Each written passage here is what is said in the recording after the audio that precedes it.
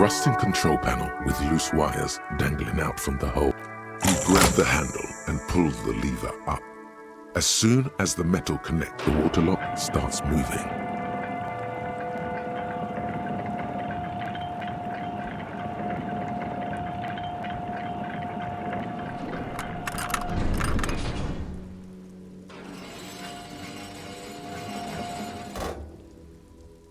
Okay, if we ever need to get to the coast, then this is the way. But please, contain your wanderlust for now. I don't want us to get sidetracked, not with everything that's going on. Focus on one thing, achieve it, then the next, he thinks. That's the task chain.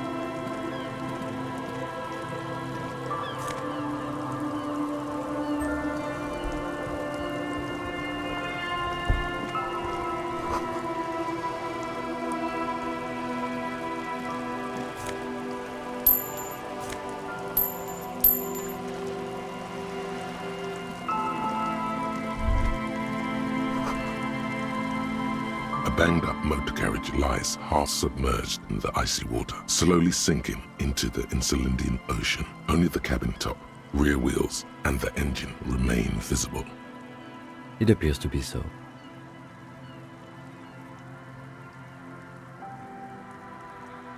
I agree. We should definitely investigate. You get a sudden sinking feeling. Stomach acid comes up as you look at the motor carriage in the deep, dark, cold water. The motor carriage is properly stuck in the ice. Getting it out would require a team of specialists. A single day in the salty seawater would ruin most vehicles, but this one looks worn even in places the salt water hasn't touched it.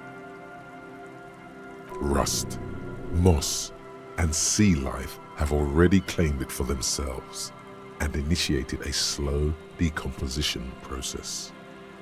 The logo is too deep in the murky water. You can't make it out, but you do see a monkfish float by. The ice hasn't closed around the vehicle yet. My guess is it's been here since last Saturday or Sunday.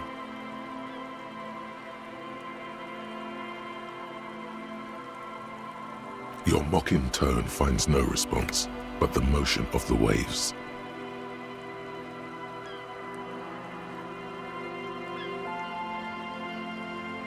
I did not. But I'd say it has been here since last Saturday or Sunday. Let's wait for the low tide and see what's inside. Great idea. Then we can get the things inside. The joyrider must have left something good inside. Guns, papers, maybe a joyrider jacket. You feel a strange connection to this joyrider. Maybe he's from some kind of joyrider's district and likes blue and white racing livery. I don't know. An hour or two, tops?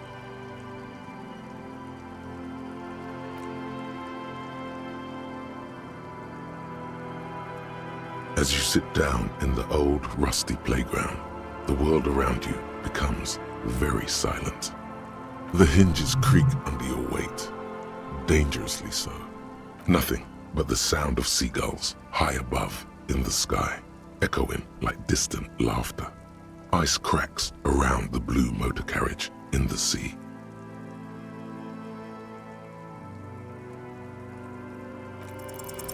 The tune on your lips forms a strange yet undeniably beautiful contrast with the surrounding bleakness.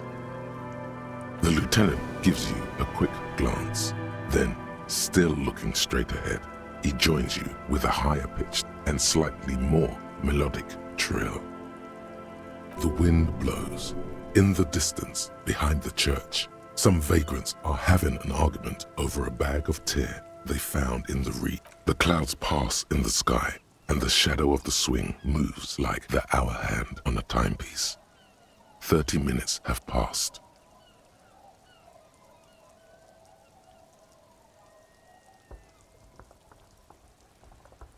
I believe it's following a pattern set millions of years ago by cosmic forces. But I suppose it could move quicker, yes? Clouds on the horizon grow darker, and the shadow of the swing set keeps climbing. You hear the distant rumble of the city. 30 minutes pass.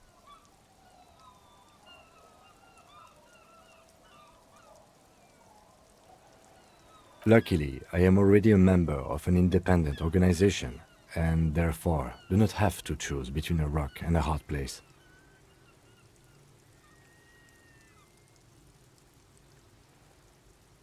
Your voice echoes on the water, strange and out of place in the environment.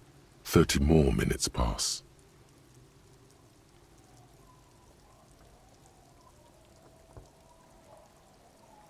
Detective, I've been able to make out the mark ever since we arrived.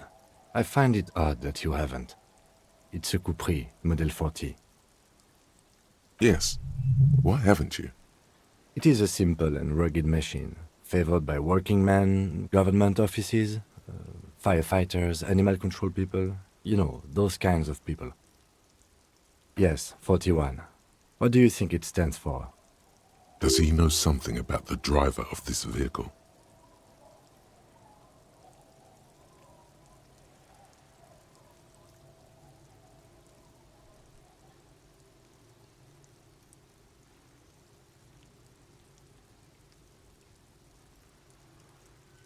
I'm sorry, Harry.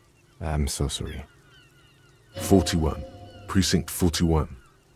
A massive pit opens up in your stomach, and the most terrible feeling comes over you. You feel like you're about to faint and fall off the swing. Your hands get clammy, and the air tastes sour to breathe. Oh God, Harry. Oh God, Harry. What did you do? No. Just nope. Say no to this, Harry.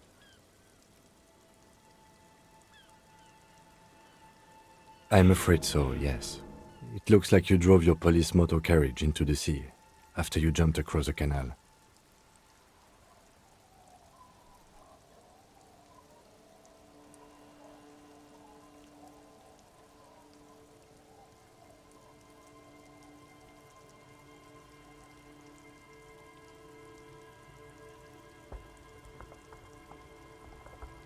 The lieutenant adjusts his glasses and doesn't say anything.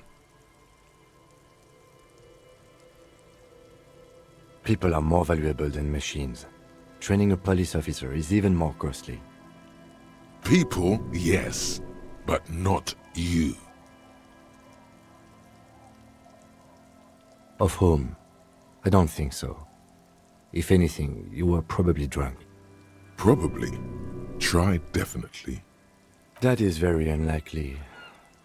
All the electrics are toast. That goes, you'd be lucky to find one undamaged component in there.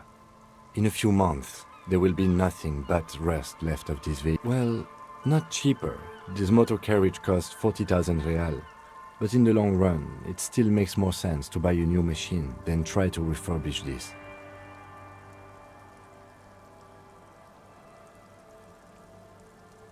Let's face it, this is a substantial loss to your district's budget. I mean, my station only has 4 other vehicles in addition to my kinema. This was 20% of the station's vehicular budget.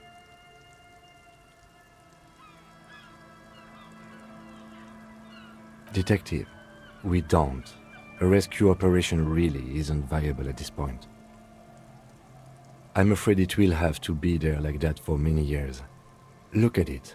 Parts of it might be salvageable, but overall, this machine is a write-off.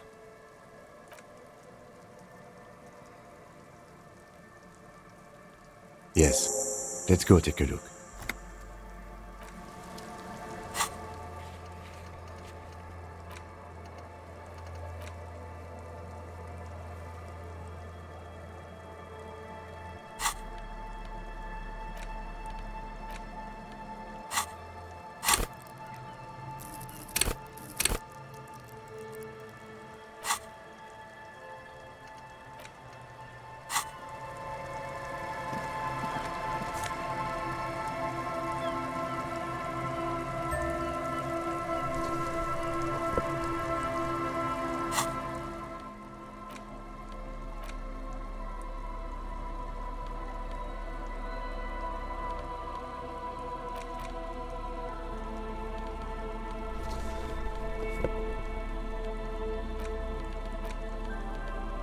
Police badge on which you see the photo of a man, you.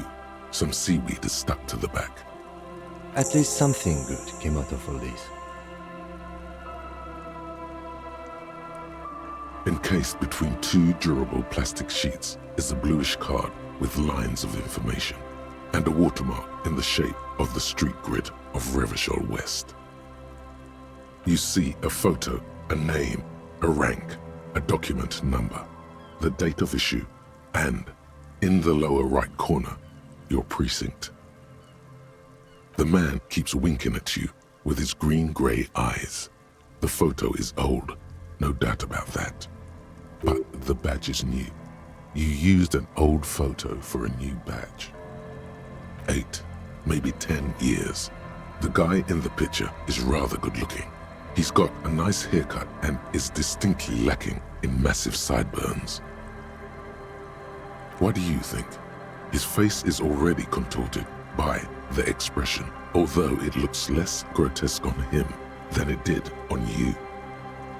It looks like you had quite the charming face way back then. Your hair is brown and slightly curly. Your eyes seem more clear somehow. The badge in your hand shines as you rotate it, catching light. Harrier, that's long for Harry. So you are Harry. Everard was half right. Probably not a lot of people know your full name. Whoever told him you're Harry Dubois didn't.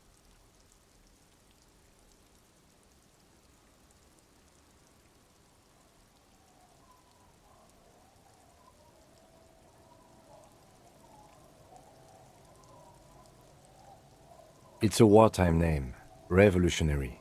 The kind mothers give their sons during troubled times, like Undying or Boxer or Ironhide. It's meant to keep you safe from bullets, hunger, shrapnel, kidnappings, and worse. Pleased to make your acquaintance, Harrier Dubois. He's not going to call you Harrier. He'll keep calling you Officer when he's angry with you, and Detective when he's not. The badge in your hands shines as you rotate it, catching light. You see lines of information. Lieutenant W. Freighter. The lieutenant is a rank above sergeant and below captain. It's the highest rank in the RCM that still does field work. I am a lieutenant. The title of Yefreitor is added to your rank when you decline a promotion to a higher rank. In your case, Captain. You have declined twice, thus you're double Yefreitor. There are many reasons one would do this. The rank above you in your precinct's décomptage might be taken, or sometimes promoted officers do not want to replace their superiors out of respect. And sometimes they just prefer the type of police work available to their current rank, in your case, lieutenant. Heavy-duty case-solving machine. Décomptage is the hierarchical system employed by the Revashol citizens' militia. It means counting down to twos. The lowest rank is junior officer, usually teenagers. Then there are the patrol officers, then sergeants, lieutenants, and then a captain. That's basically it, except for a few kings. Kings like satellite officers and the additional Yefreitor rank I already explained.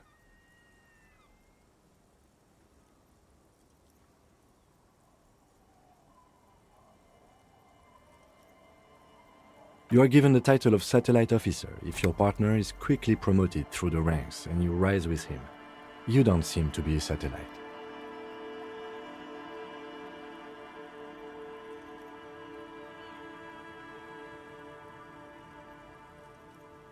My pleasure.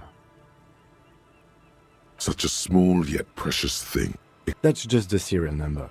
Revashol, Jamrock, Precinct 41, with some numbers thrown in there for good measure. 4 months ago. I'm guessing that's when you were promoted to the rank of Lieutenant W. Freighter.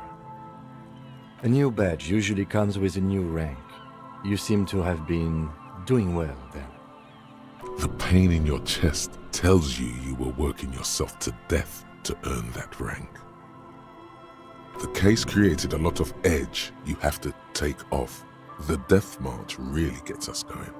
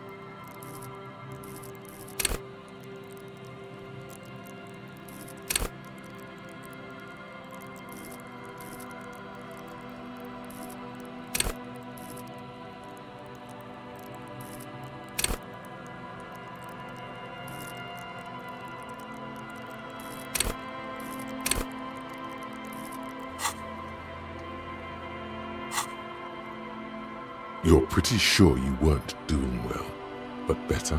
Probably yes. Yes, it's the designation of your precinct. 41, like mine says 57. The 57th is mostly industrial harbor, a lot of asphalt. It's a tough station to work in. You have all of Jamrock to cover. That district should have 3 precincts, but money is what it is. It's no wonder you are like you are, he thinks. But then again, it's a legendary district, and a hell of a station too. It must be an honor and a curse to work with people like Price, McCoy, Berdiaeva. He knew all those people, although they're not from his station. They must be big. The badge in your hand.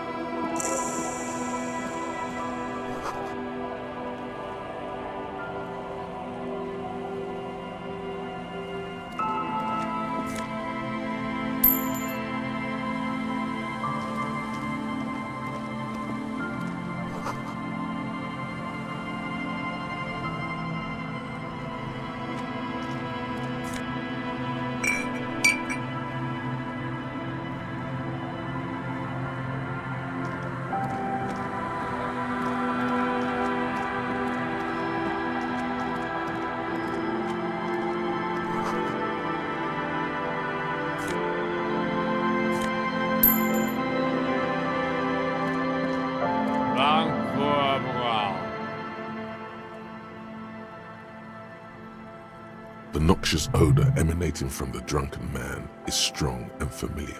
Don't you call her? Yeah! Don't call Abigail! Uh-huh. Abigail. Don't you fucking call Abigail. Never thought you'd see such a thing in your life. But this guy's a little too drunk. Don't call Abigail! The man hiccups. Then he snorts and beckons you to lean in closer. He waves his hand as if shooing you away, all the while murmuring something indecipherable. Don't you fucking call her! Hear me? Abigail? There's no use in yelling at drunks. He's barely... The drunk man starts coughing. He does not sound well at all. Don't call. There was little chance he'd be a reliable witness anyway. Hey, tequila! Good to see you. How's business? How's the whole reality situation treating you? So what's happening? Yeah, Tequila Sunset. How are the, high-concept, reality-based adventures proceeding?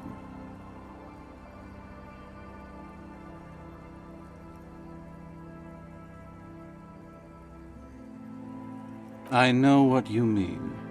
Sitting around with these bums, you really get to know the nitty-gritty of reality.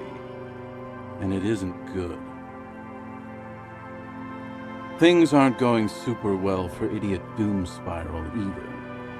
Haven't found those keys yet, haven't won that great piece of ass back. No word from my business buddies.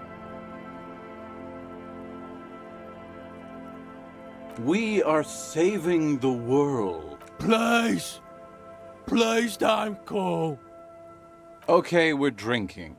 We're drinking alcohol. That's what we're doing. I tried to save the world once, a long time ago, with enterprise, creativity, and willpower. But that didn't work out. So now, it's a pirate's life for me. It's you. Your Tequila Sunset. We've met before. Don't you remember? Maybe. You look like you want to know how Tequila Sunset came to be. Let me take a sip to moisten up my chords. Tequila Sunset rolled into Martinez last Friday, and by Tequila Sunset, I mean you. The man, the myth. Hey, let's not jump ahead of ourselves. This is your story. Stop interrupting. You got here on Friday to solve a case, hoping to be the early bird who gets the worm. And by the worm, I mean the buzz. Because as far as I know, all you did was get piss drunk.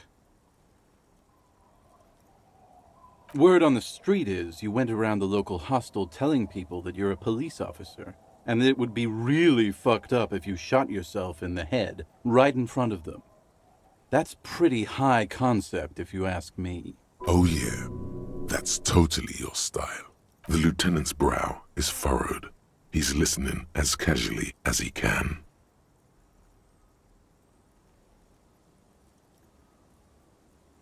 It was a late Saturday night when we, the Union of Moribund Alcoholics, were getting our drink on.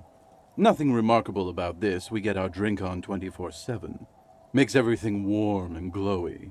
I trust you know the feeling. One moment we hear the sound of a motor carriage revving up somewhere on the plaza, followed by a series of dings and bangs. Do you remember the sound of wood cracking? The billboard? Naturally, loud noises pique the interest of anybody owning a pair of ears. That's just the reality we're in. Anyway, there was a brief silence, a gasp of silence, if you will, followed by a real commotion. We heard the carriage careening towards the coast at top speed. Sounded like someone jumped the canal. We grabbed our brewskis and rushed to the jetty. Never underestimate the speed of an alcoholic. What we saw was a sight to behold. A beat-up police carriage containing you. Right there on the beach. You revved the engine and screamed at the top of your lungs, "The time hath come!" So, naturally, being the curious cat I am, I asked what time hath come, to which you replied, "The time hath come for Tequila Sunset, the end of all things!"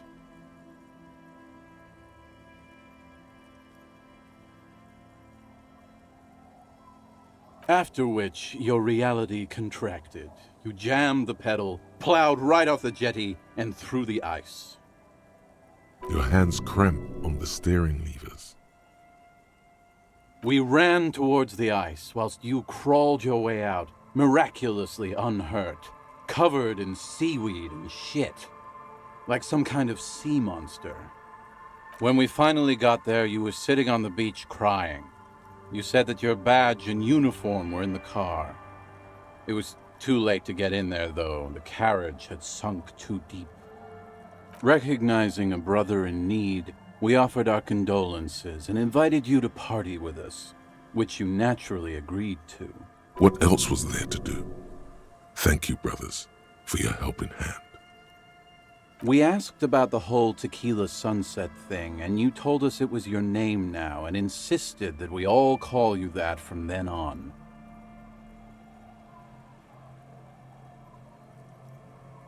No, that's just what your mother called you. Your real name is Tequila Sunset.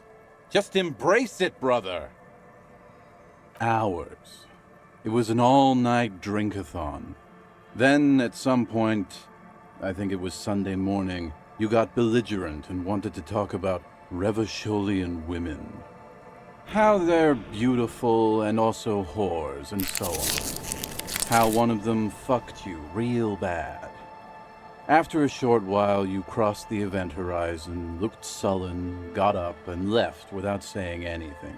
Wow, that's quite a story. Yeah, I bet Tequila's a fucking legend around the precinct. You must be proud to work with him. If you only knew.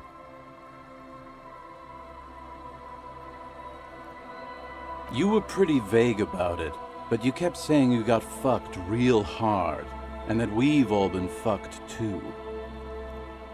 No one's fucked me. I do the fucking around here. Abigail! It seemed pretty painful, to be honest with you. If I had to guess, I'd say you're still working through some shit. Beside your gun and your badge, you said something about your hope or heart or something. To be honest, the details are a little hazy. In retrospect, I guess you lost your motor carriage too? That's a big one.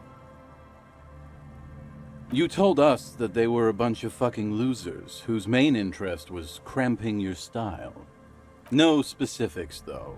It was more about you that night. You were the star of the show. Yeah, you said it was no biggie and that you'd solve it in no time. And that you didn't need anyone to do it. You're doing it solo now. A lot of cops go solo and hermit once they reach that level of alcoholism. You said being a cop was real boring and that there was no reason to talk about it.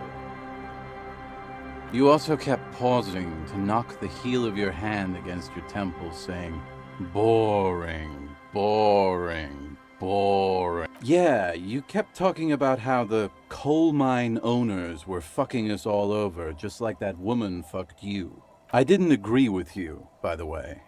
The spectral hand of the market makes sure everyone gets exactly what they deserve. It's a hard thing for a man to confront his past. That's why I avoid mine at all costs.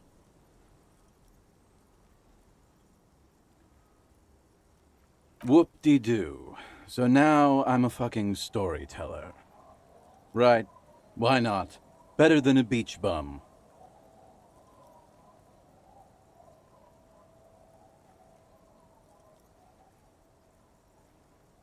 It depends, really. Are you willing to help me out? The gleam in his eyes and the slouch in his posture is so incredibly familiar. Booze! Did you already forget our party? The thing I relayed to you earlier. So, have you got anything for good old idiot Doom Spiral? A bottle for a story. Seems fair to me.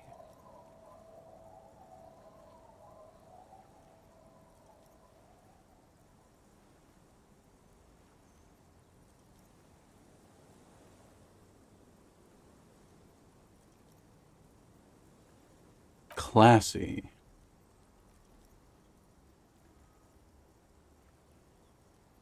Hey, Spiral Boy, you gonna share that? Shut up, guys. I'm telling a story here. Something happened to you. Something happened to me, too. My actual name is George, but around here, you already know. I was once a reasonably high net worth individual, a founder/junior partner at a high concept creative services agency. When my story begins, I had just landed a major contract with an insurance firm. I used the profits from my agency to finance what I called a cultural incubator. Abstract value generation, value per person, high concept stuff. I developed the paradigm, worked within the paradigm, but the burden of leadership weighed heavily on me. So I went jogging every so often to keep myself sane. It did. With my trusty sans-serif tracksuit, I felt like I could conquer the world. But now dreams are worn thin, much like my tracksuit. One day I left on my evening run. As you may know, it's impossible to clear your head when you're distracted by the sound of keys jangling in your pockets.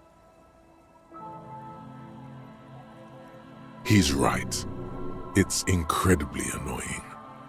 His eyes are clouded, his dilated blood vessels encircling his irises like stinging brambles.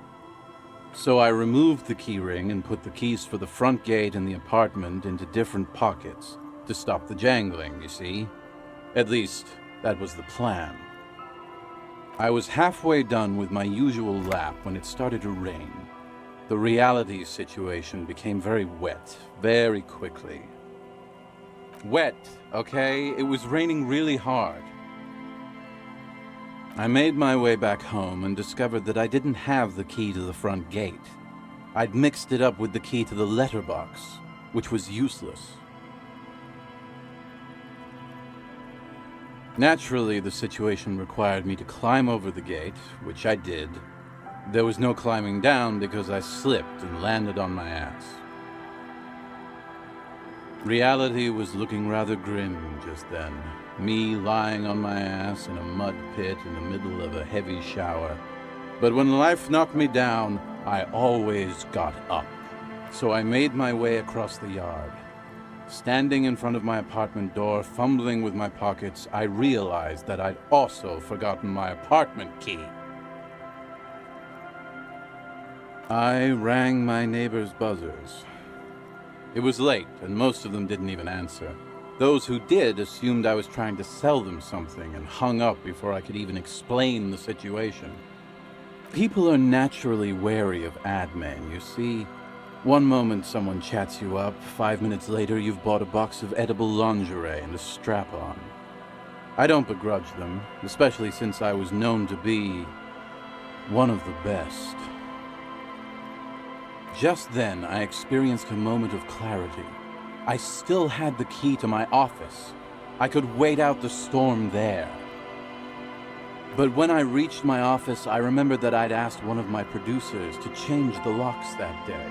And since I hired only the best, he'd already done it, and I couldn't get in. Anyway, long story short, life spiraled out of control. I haven't gotten into my apartment for years, and my girlfriend left me because she didn't want to date a homeless man. The company, well, you see where I'm going with this.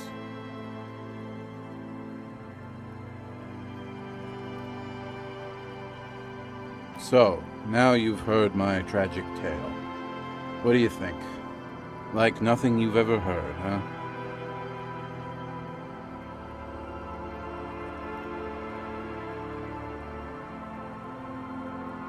Tequila, I've thought about this series of events for a long time. If there was anything else to it, I would have thought of it by now. Why didn't you go to the authorities?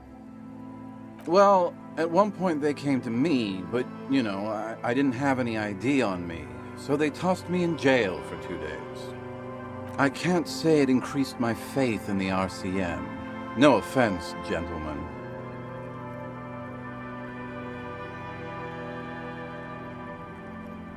I don't remember you being such a dick before, Tequila.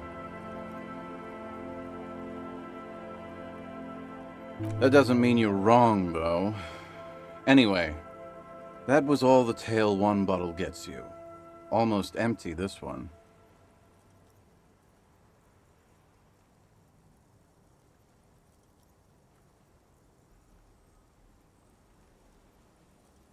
Good fucking question, Tequila.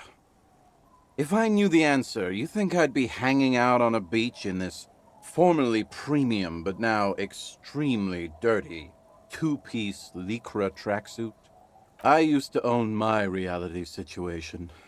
My business buddies and I had our own creative services agency. I had a nice apartment, an even nicer piece of ass. But somehow it all got away from me. Now I can't hang on to anything. Just last week I stole this nice new jacket, but then I lost it too. The only things I haven't lost are these two drunks. A lost jacket? Sounds like a mystery you could look into. My agency, man. The Boom Boom Room. Our concept was combining high art with the lowest forms of marketing. The color red, breasts, and oil painting. I convinced my partners to reinvest some of our profits in an even more high-concept cultural incubator called Thin Air. The artists were happy, the clients were happy. I was financing a group of poets in East Revashol who were developing a new universal poetic language. But then it all went to shit. If it sounds like it makes no sense, that's because it doesn't.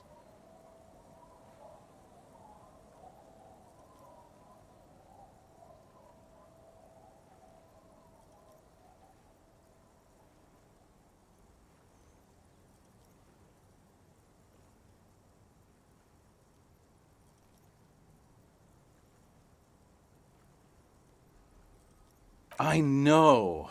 It was fucking awesome. Until I went on a jog, unleashing a cascade of doom that washed it all away. What? You've never seen 100% Lycra before? Go on, feel that. You really shouldn't touch it. That might be the right idea. This here is one of the last of its kind. Should probably be in a museum, honestly. Wow, you're lucky. He never lets me feel it. That's because your paws are fucking filthy, Rosemary. We're right next to the bay. You could wash them any time. My fellow members of the Union of Moribund Alcoholics? They're exactly what they look like. Hey, tequila! You want to buy some speed? Shut the fuck up, Rosemary. He's a cop, remember? I thought he was a cool cop. A gurgling sound comes from the direction of the... And yeah, you're already acquainted with abs. So yeah, that's basically us. We drink together. Tequila, it's a verifiable tragedy. It was practically brand new. Sure, it didn't really go with my Lycra threads, but it did itch a lot less. Say, you're a detective, right? Maybe you can help old Doom spiral out. Solve the case of the missing jacket. What do you say, Tequila?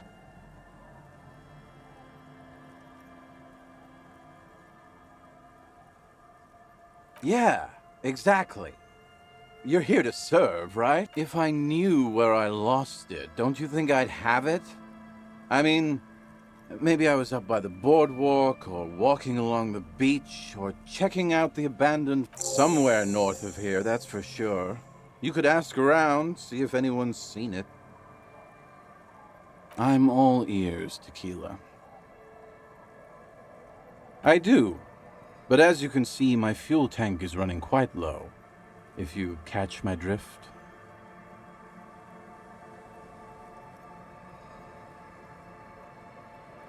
Then I can't keep on telling the stories. You too, Tequila. As you turn, a bright light catches your eye, making you squint.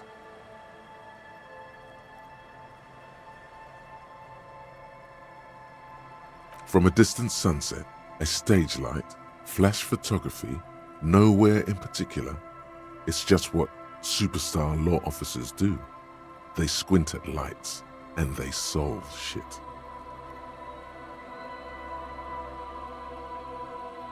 What are you, deaf? They're perfect, like rock star politician and drug addict teacher.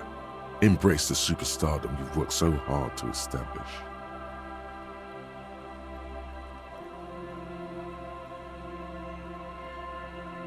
Yeah, you have. You're a big dick cop, Dick Mullen, Salam Rocky Baye, badass on-the-edge disco cop. Time to recede into a ludicrous fantasy world. Here we go. Camera, lights. Yeah, you know, beneath it is just heartbreak, a pulmonary tract infection, atherosclerotic disease. This is where you say action and reconceptualize all that. Reinvent it as the world's first celebrity police officer.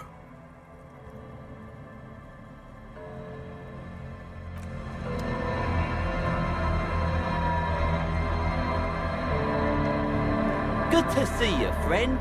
Do I have deals set up for you, buddy boy?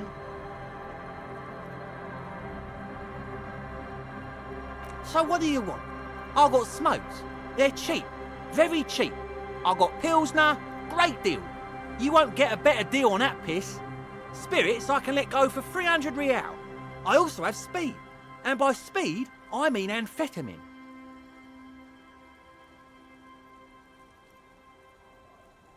See, friend, it's real valuable. Worth every real, if you catch my drift. Got it from a bit of a business venture.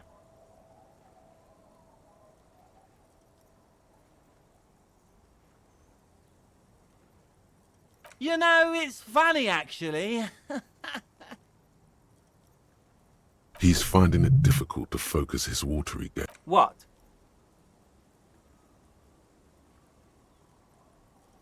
This guy.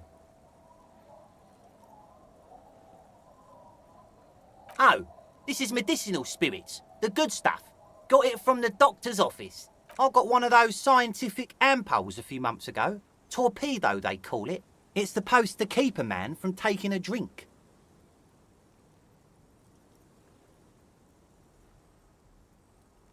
Didn't stop me for shit, that's for sure. 5 lemons with half a pack of butter and you're good to go.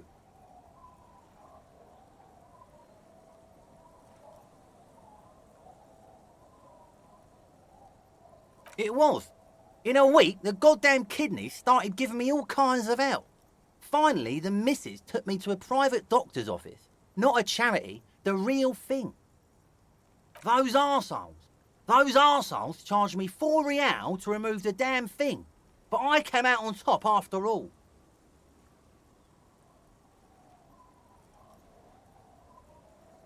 The idiots left me alone in there. Now, I used to teach high school biology. I know what doctors use to preserve dead thingies.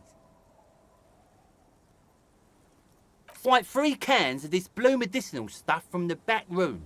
Threw the snakes out and voila! What's left is this beautiful blue stuff. 98.7% almost pure alcohol. 2 I already sold to these fine gentlemen here. But this last one is yours for 3 real, if you want it. Don't say it.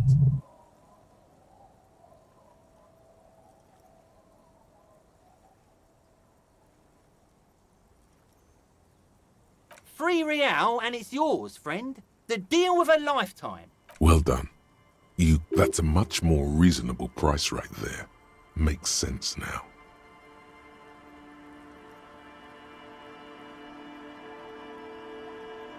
Just make sure to enjoy that one, friend.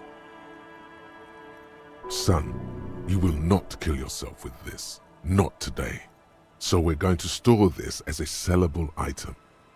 Go sell it at the pawn shop for a profit. Oh, the system's been good to old Rosemary here, and I'm milking her like a bitch goat in the backyard. You see, friend, man makes his own luck, and I made mine real good. Got my hands on 3 bottles of liquor exquise, sold 2 to the fellows around here, and immediately invested the profit. Bought cigarettes, bought beer, even bought a bit of speed. And look at me now, I got everyone on my hook.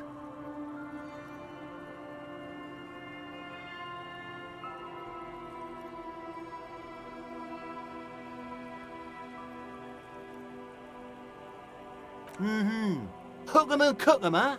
You want to buy something? let's keep it moving. Aye, by amphetamine I mean speed.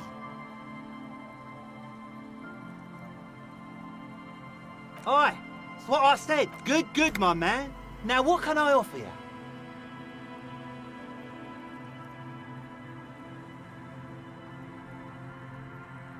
In the civilized world,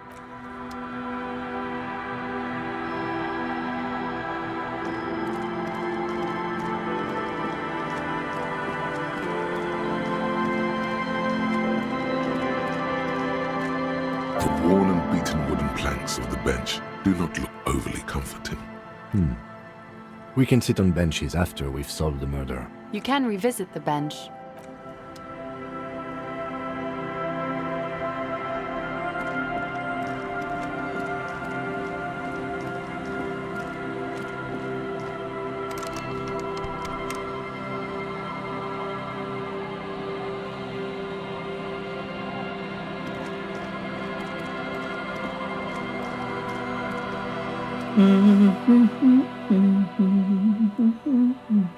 Welcome to the fishing village. Please lean in closer. I have cataracts. Then how does she know you're here? Oh, welcome, police officer. We don't cause any trouble around here. And we don't want any trouble either. We are not here to cause any trouble, madame.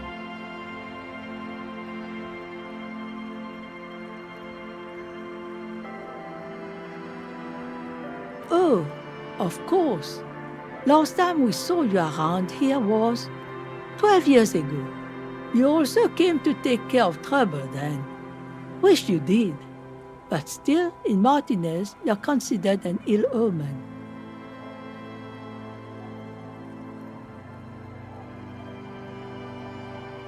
Oh, the usual. Dark tidings. Black hound. No, not you personally. I meant the RCM. Some of the men got into a fight. One of them killed another, locked himself in that woodshed over there. He was brooding, needed some help opening the door. You got it open for him and took him to think about what he'd done in a more secluded place, somewhere more quiet. Maybe they are afraid, because you're an ill omen, but you're still welcome here, as long as men with guns aren't chasing you. And maybe even then, because that's the kind of fishing village we've built. I'm sorry there's not a lot of room to park the motor carriage, and not a lot of houses, or a lot of people. My kids are long gone, searching for treasure. So are others. Ah, look at me ramble on. What brings you to us? Stay? Most people here are trying to leave. That said, if lodgings is what you're looking for, I've got a free room in the shack. I won't charge you for it. Take it as a gesture of goodwill from the village to the RCM.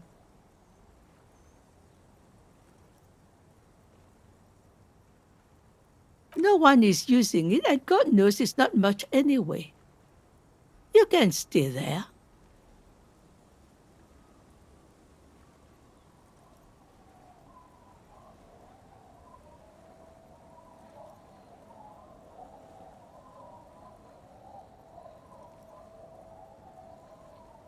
Don't make an old woman regret opening her house to the police. Well, if you are not in the hostel in the morning, I'll know where to find you. Here, in a shack. Just us. It's barely a village anymore. We almost don't exist. This is pretty much a non-place. A gap. A blank spot on the map. Just a cluster of nameless shacks on a nameless street. Over there, you can find more of the same. Shacks and trees growing wild. That's the point. Between here and Jamrock, a dusty sea of old trees, all covered in industrial soot. An old military hospital and its surroundings. Or it used to be, during the time of the suzerain.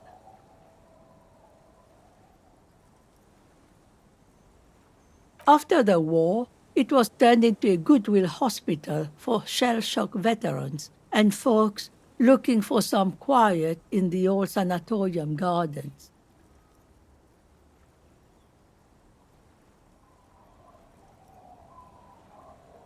Now the area is crisscrossed with nameless streets and makeshift cinder block houses, shacks as far as the eye can see. The goodwill ran out. The staff left and the place was shut down. It's long gone by now. Well, there's Lillian and her kids. A few new folks live in the house to the east, but they are away right now. And then there's the drunks. Not a pretty sight, but there's little we can do about it. Home is home, even for them. I'm sure you did. Nature keeps them in rotation. A new face pops up every now and then, and an old one disappears and is forgotten. Here, for you, no officer. The only money we have here is some coins the drunks tried hiding from their women and then forgot about. Under carts, boats, in little boxes, it's not hard to find. She nods, rinsing another piece of cloth. Me? No one. Just an old washerwoman. Mother called me Isabel, if that's what you're asking. And my married name is Sadie. Now it's your turn, Mr. Quite a handle you got there. So many titles. One of them double.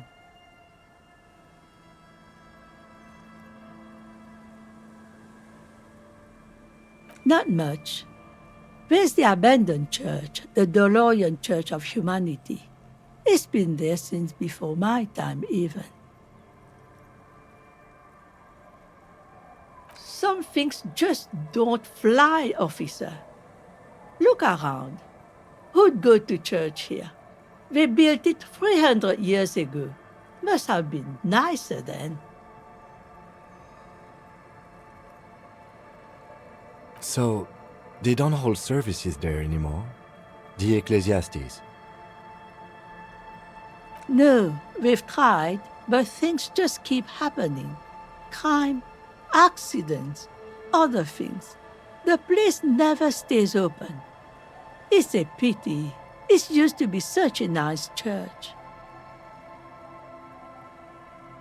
Before you get to the church, there's some ruins, an apartment complex, or some kind of electrical plant. Run-down bunch of houses, empty.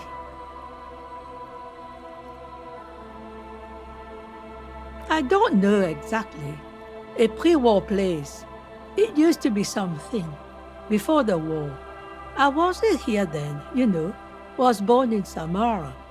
Of note, the old fish market up on the boardwalk. But it's closed. No one. That's why it's closed. It was once a bustling place, back when I was young, and so was everyone else. Now, what catch we do bring in goes straight into a lorry for the Delta or somewhere else. What? You're one of those real estate people with big plans? If you want a development opportunity, you can check out the abandoned building over at Land's End. Used to be a supply depot, we think, sending goods and ammo across the bay. It's jammed shut though. We tried to get in, see if there was anything to sell or scavenge, but it's impossible. And now you know everything there is to know about this coast.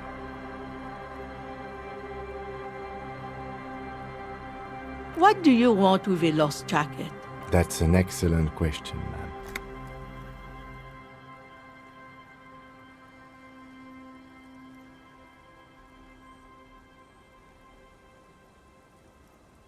Aye. Laundry fetchers are some of the most honorable. Are you getting a reward for it at least? What? You're fetching someone's missing laundry free? In fact, he does. None of my business, either way. Anyhow, you might ask Lillian if she's seen anything lately. That girl's got a way of attracting lost and broken things.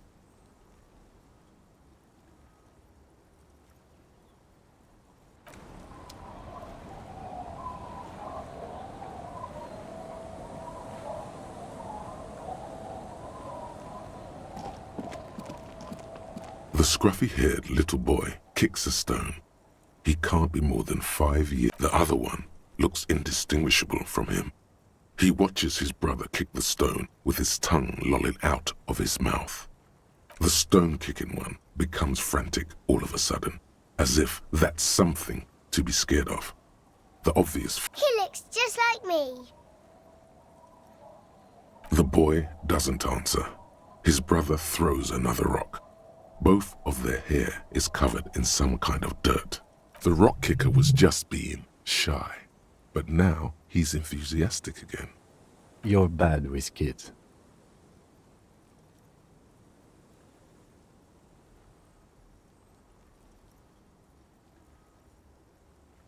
Maybe I am. Now, how about some actual police work? We are not getting anything here. The kids don't reply, absorbed in their little game. The scruffy-haired...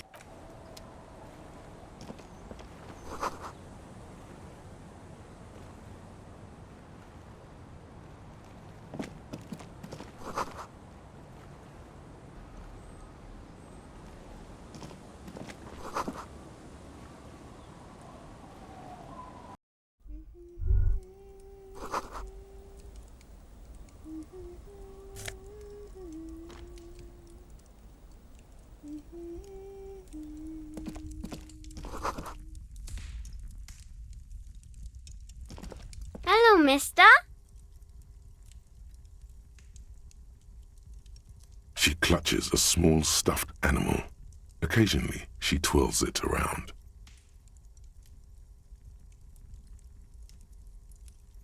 It's Lammy. He's my friend. Sort of. Like... Lambie is a stuffed lamb that, admittedly, has seen better days. One of the eye buttons is missing, and the fur is tattered in several parts.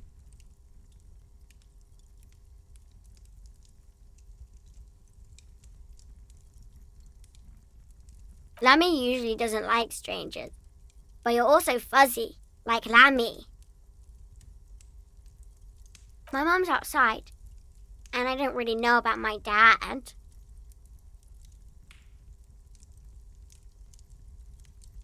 Yes. They don't want to play with me. They're older and play outside. They look the same. Sometimes I can't tell them apart. They look identical.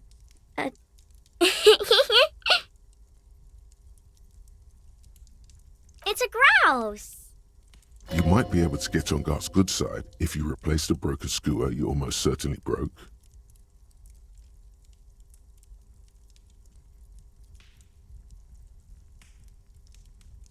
I don't know. She twirls the furry doll around in the... All right, you just need to grab it from the ceiling and go. Bye.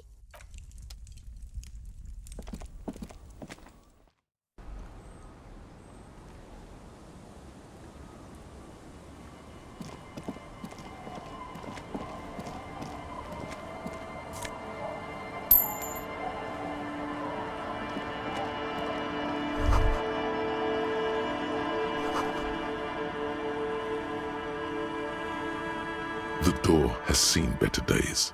The layer of paint has started to peel off due to the salt and wind from the sea. Even the lock looks slightly rusted. I'll wait outside to give you some time and privacy to check out your new living arrangement. But just after we are done with the day, I'll still be staying in the whirling in rags for the night. We'll meet in front of the shack in the morning. The key turns with a satisfying click. You can enter the shack now.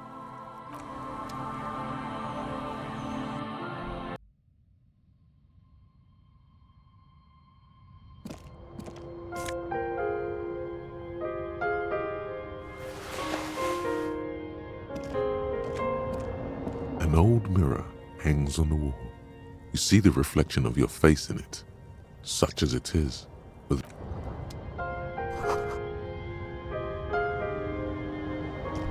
On the table, you see a bowl of water, a rough soap, and next to it, a small hand mirror.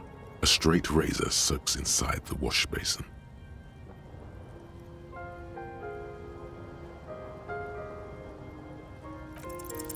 Like an artist with a brush or a master swordsman, you use the small mirror and the straight razor with some soap to remove all that unkempt hair from below the nose line. The sharp blade chafes against your skin, producing a scratching sound. The surface underneath the beard feels tender, the air brushing against it chilly. They feel so smooth, surprisingly so. A feeling of freshness overcomes you, as if you just came from a cold bath. The water reflects back a vague image of your clean-shaven face. Despite the bulbous nose, unkempt hair, and persistent swelling, you look a little younger, maybe. You almost look like a professional.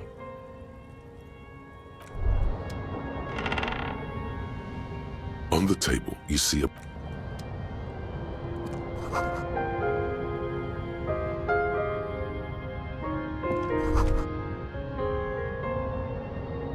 brisk coastal wind still howls against the window of the shack. Occasionally, the waves crawl in under the foundation, producing a low hum. The room feels muffled, like you pulled your hat over your ears. Outside, it is cold and windy, but you're inside. What is this place to you?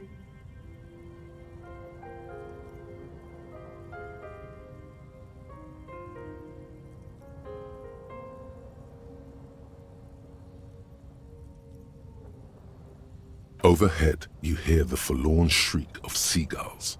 Far below the birds, a wooden boardwalk filled with abandoned stands, tables and benches, echoes from a long-lost time. A middle-aged man stands in a rundown shack on the edge of a fishing village, listening to the heater hum on the wall.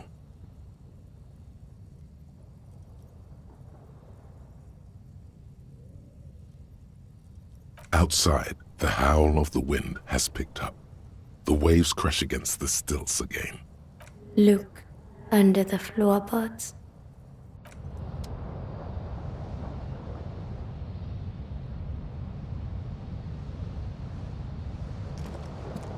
The bed is comforting, if a bit rough.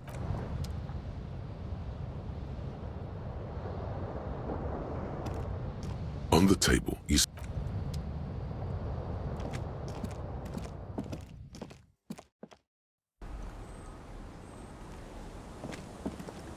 Yes?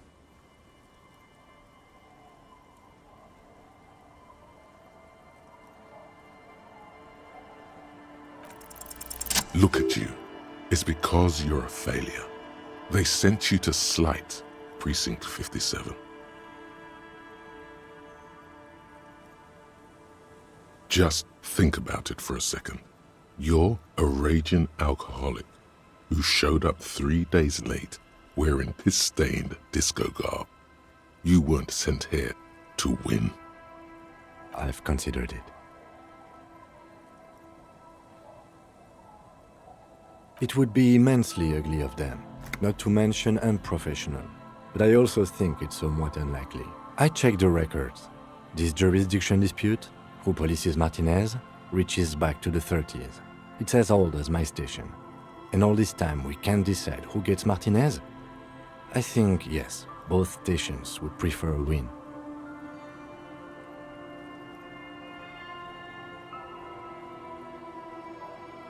I am the finest of nothing. Safe? No. But you're old. You've made it this far. Something has brought you through. We've only just started working together, so I don't know what it is yet. But it's there. So no, I don't think they sent you as a joke. And even if they did, they are in for a surprise. Yes. I don't know what to say. Perhaps, I'm not really sure about this turn of events. I think the mutton chops might have been a better idea. They sort of seem to cover up some of the damage. Either way, good on you. You were saying?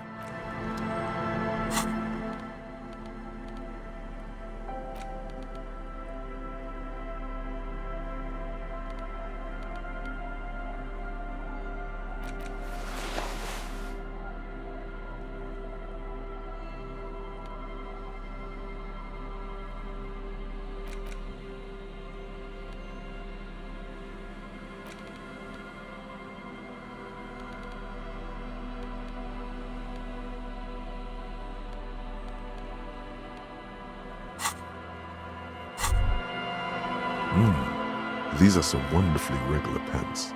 Not too tight, not too loose, moderate in every sense. You'll blend right in at some pleasant dinner party.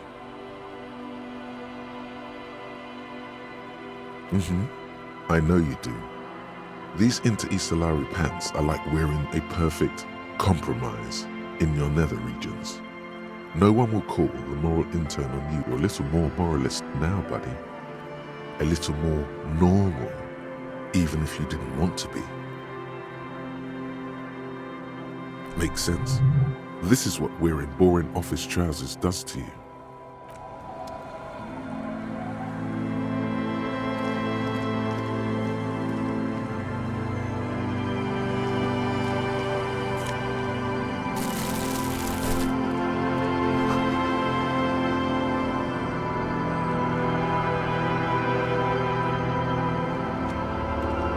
Hi, officer.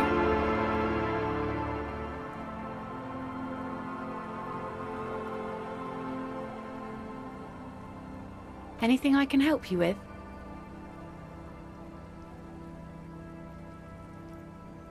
A fishing village on the seashore. This place doesn't really have a name. It's sometimes called Elysium. The sign on the street leading here is illegible. Has been since they built this place. The name is Lillian. People call me Netpicker. I think I have time for questions, and that was actually the second one. Indeed, you're always confused as to your whereabouts.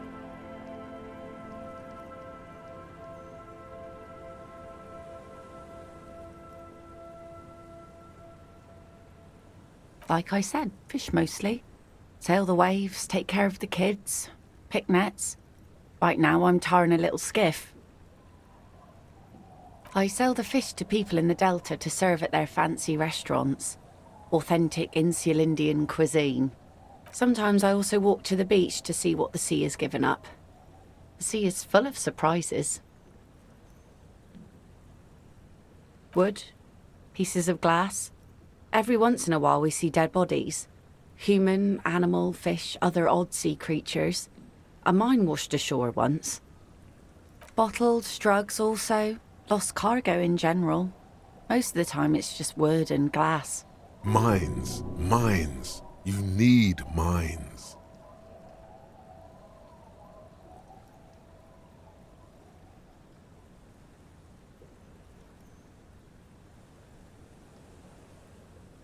And go where? The fish are plentiful here and we get enough orders to get by. It's not great, but it's something.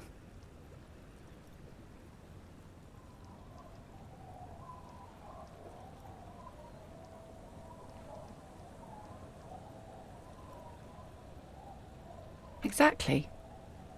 I don't mean to complain about my sad, pauper life. We do manage all right. We're tough people here.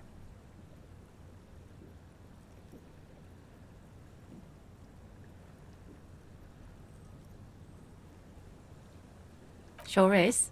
The sun, I call her, coated with a fresh layer of tar just yesterday. It'll take some time for it to dry, assuming the sunny days continue.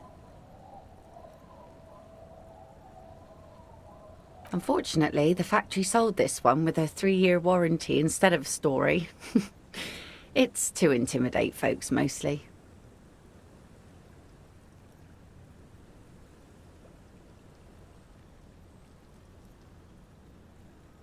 It's a regular mass-produced sword, like a shovel or an axe. Nothing fancy, just for intimidation. From time to time, people need a lesson in respect. That's just the way it is. Back in the day, I caught the eyes of many men. And believe me, men need a lesson in manners from time to time.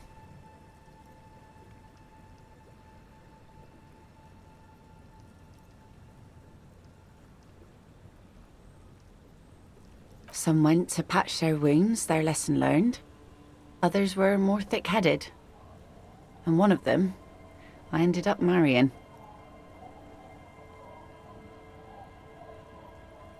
Gone.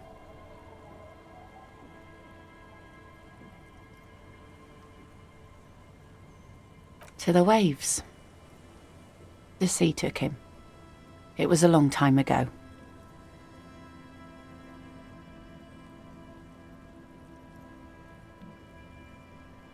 He didn't respect the sea.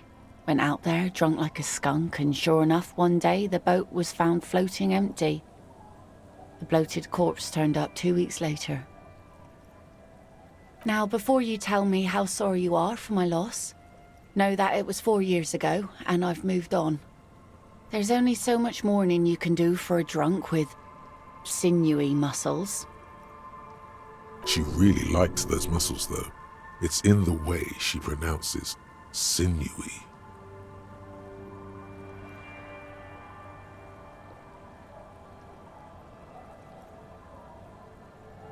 Us working folk don't have the luxury to be bedsick with melancholy. I buried him, mourned for an appropriate amount of time, and went on. Life didn't really change that much for me and the kids.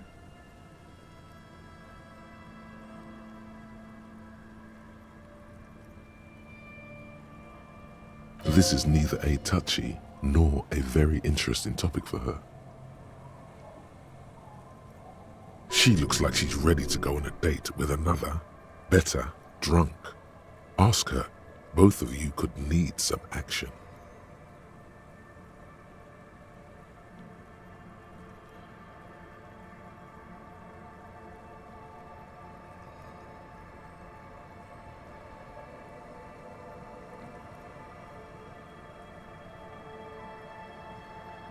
Let's see. Who are you looking for? I don't think I know what these are. Care to elaborate?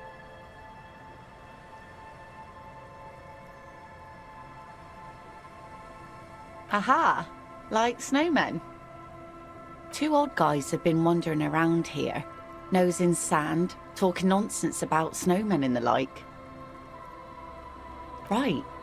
Not only snowmen, also green men, monkey men burning rhinos. You get the picture. Don't really know. Further down the peninsula, I guess. I mean, that's where they were heading. Who else are you looking for besides snowmen?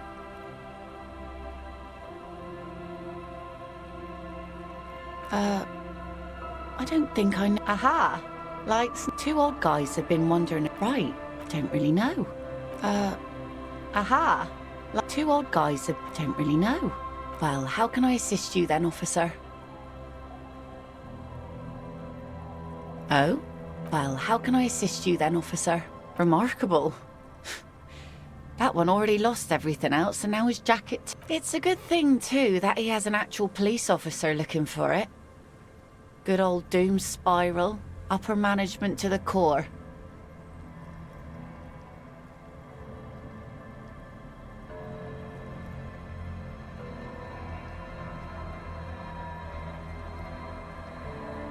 How sweet of you. It really is. I check around the abandoned fish market on the boardwalk. Drunks are inexplicably drawn to markets. Might be why they have such trouble staying in business. If one of them lost something, that's as good a place to start looking as any.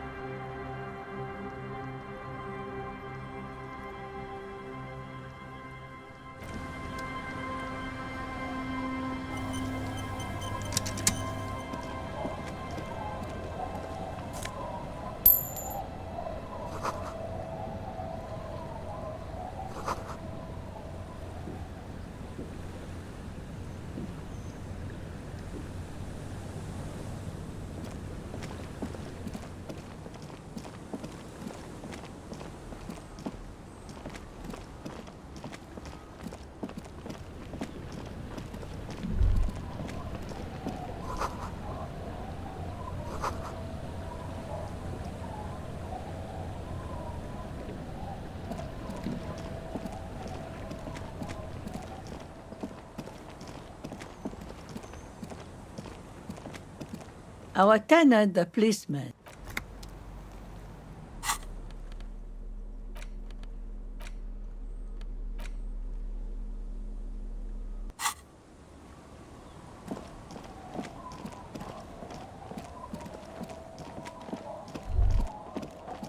A drop in temperature, an easy flow of air, an empty street, before you, a thoroughfare unjammed with lorries.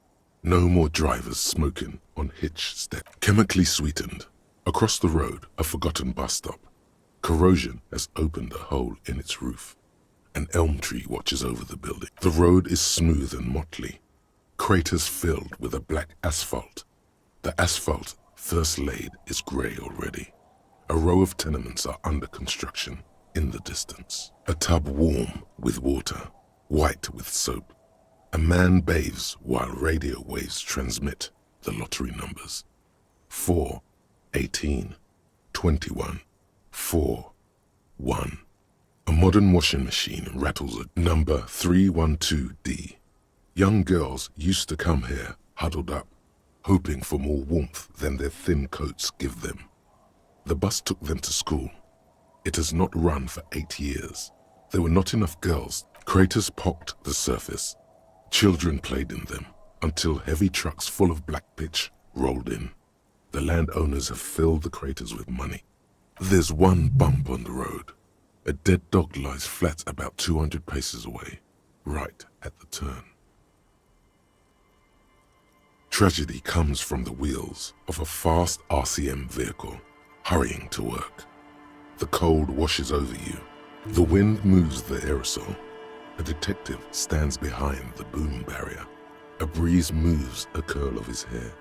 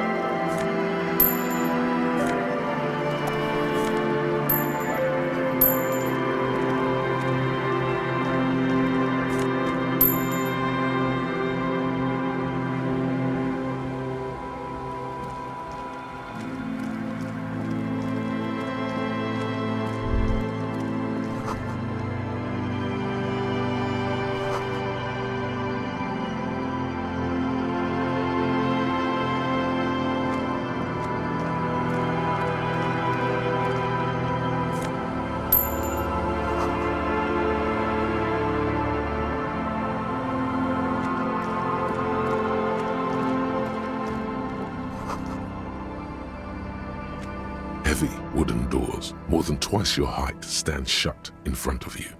The rectangular sea-worn ornamentation appears in stark contrast to the padlock, carelessly drilled into the wood.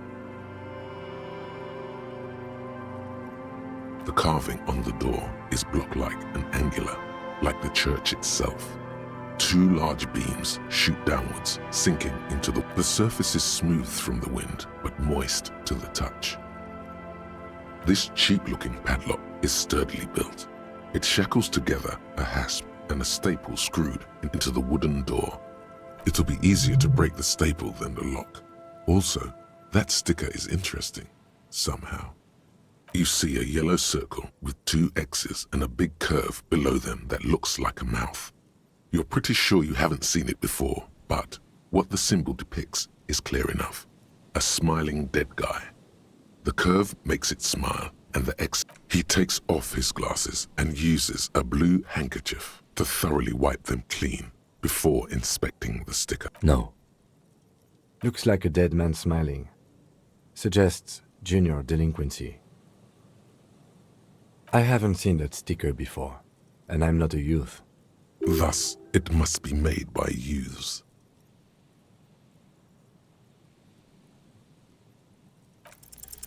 There's nothing like the sound of a sticker unpeeling. Now it's stuck to your thumb.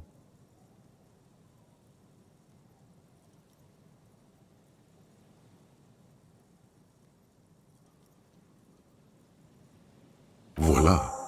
Looks very modern.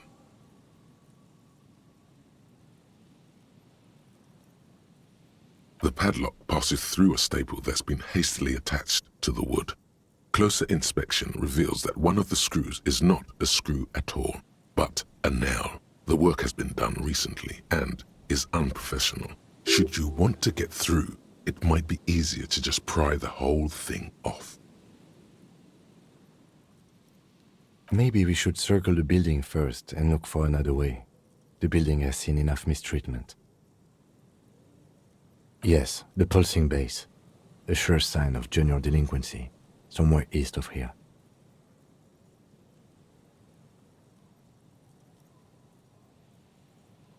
Nothing happens, only the sound of the pad. I don't think that's going to work. High above, the wind wraps the church in its rush, cold and wet from the ocean bay. It parts around the massive keel-shaped roof, like a test tunnel washing both sides, the way it has done for 340 years. The wind keeps its distance. So should you. There is a hole in my heart.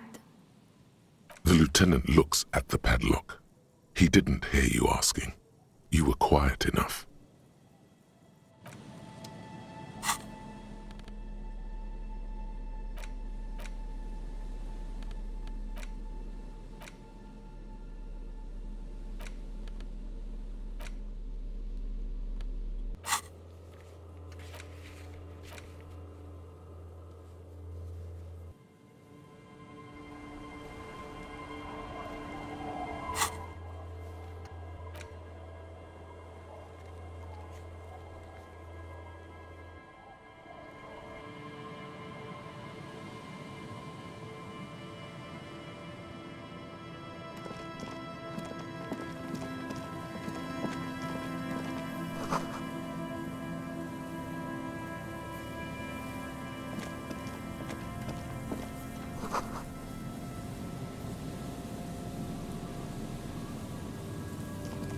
A metal payphone under a yellow plastic dome. You could use it to call someone, unless... You hear the tone. The machine is inoperable. Calling. Still calling. This feels wrong. End of tone. Someone... Pierre, is that you, Pierre?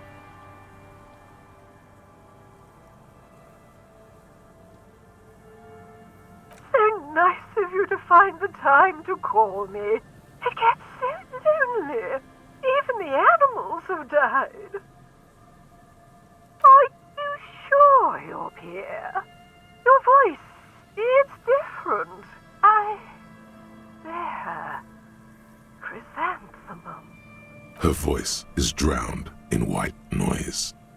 Sounds like waves washing a beach. You get a sinking feeling. It makes you look if Lieutenant Kitsuragi overheard you. To your relief, he did not. Calling. Still someone. Hello, Gerard speaking.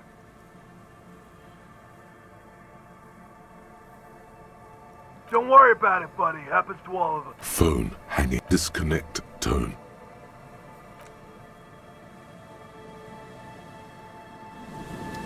You pick up the handset. There's a tone. The machine is up. Calling, calling, calling. Still call. Still. Stop calling me, man. I'll get you your money, alright? I just need till tonight. Let me work.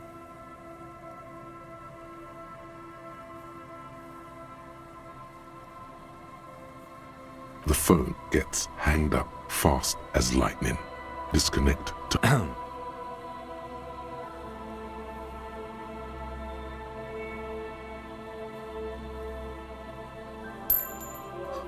calling. I'm tired. Sounds like he hasn't talked to anyone in quite a while. Writing.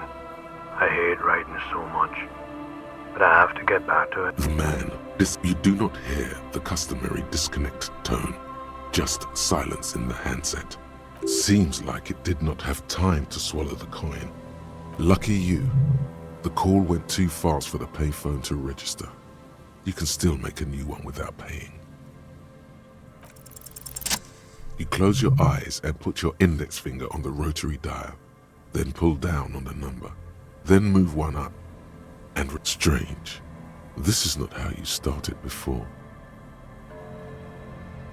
414447. The rotary dial 1117361. Your fingers keep moving like a spider. Every time the ring rotates back with a little yes. 45167451. You are going deeper now. Into 451. You have dialed God knows how many numbers. The headset has been waiting silently to relay a signal.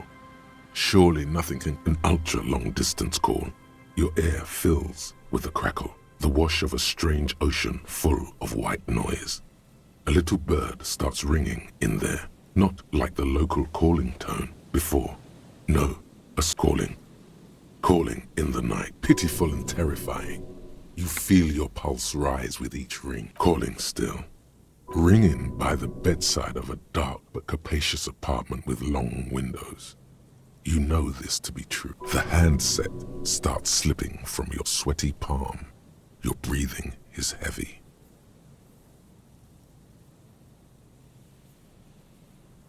You just do, and you know it is going to hurt. The lieutenant is too far away to hear your yelp. The sea wind blows.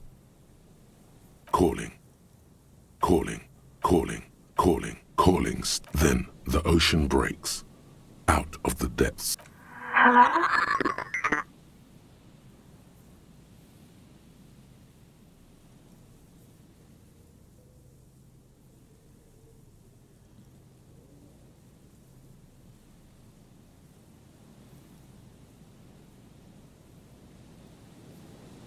No. It's you, isn't it? It's you. Dora, who is this? The connection is bad. In the distorted distance, you hear someone turning next to her. No answer. You're not sure, but you think you hear a man's voice in the background. It's covered in pain and white noise. Who is this?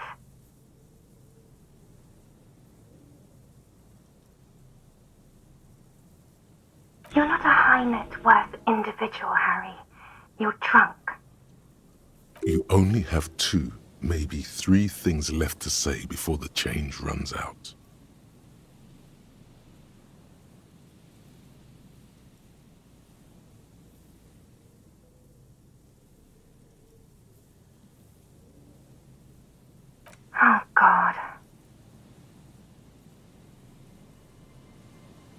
Do you know what time it is? It's so late here. It's 4 o'clock, Harry. I need to wake up in 2 hours.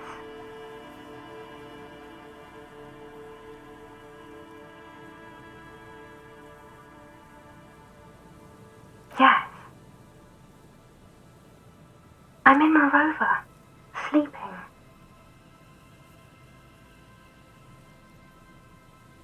To work. No response, only a sigh. The connection crackles like burning paper.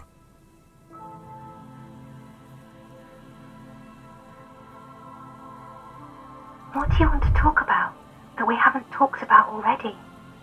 This is bad. You feel your right hand on the handset cramping up with pain.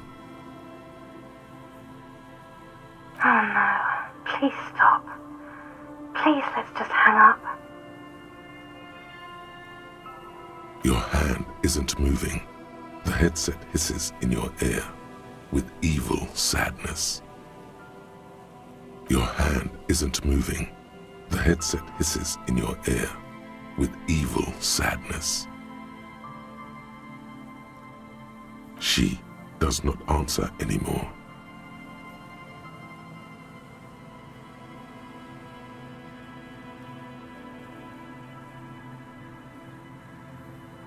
Harry.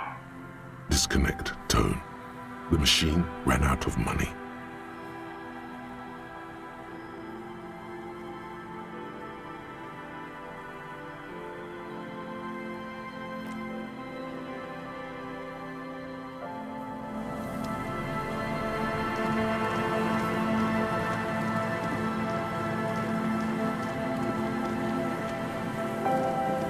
Someone has left an unidentifiable article of clothing on this railing.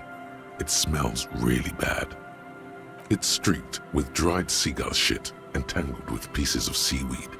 A dangling arm suggests that there might be a jacket beneath the crust of filth. It seems likely that it was left in the surf until someone laid it out on this fence to dry out. Unfortunately, Please tell me you're not taking that with you. I'm sure he'll be thrilled to have it returned.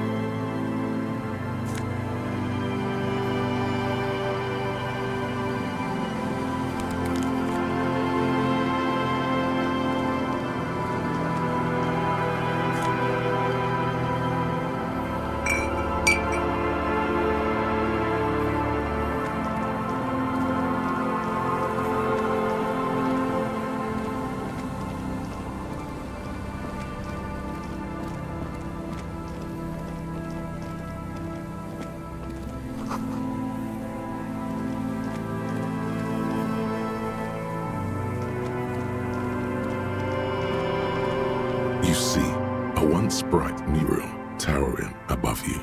The signage has peeled off over the years, but you can still make out Feld Electrical R&D. A slogan used to intertwine with the loops a long time ago. Now, only a shadow of peeled letters remains. It says, "Tomorrow is just a whisper away." Looks like tomorrow never came.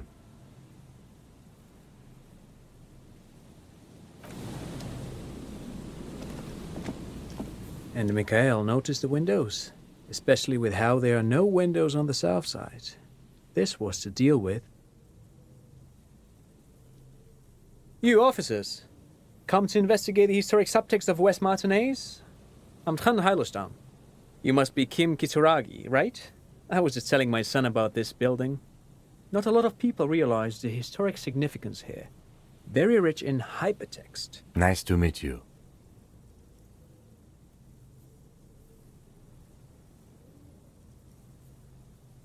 Oh yes, so Mikhail. They had to deal with monitor glare, especially in the summer.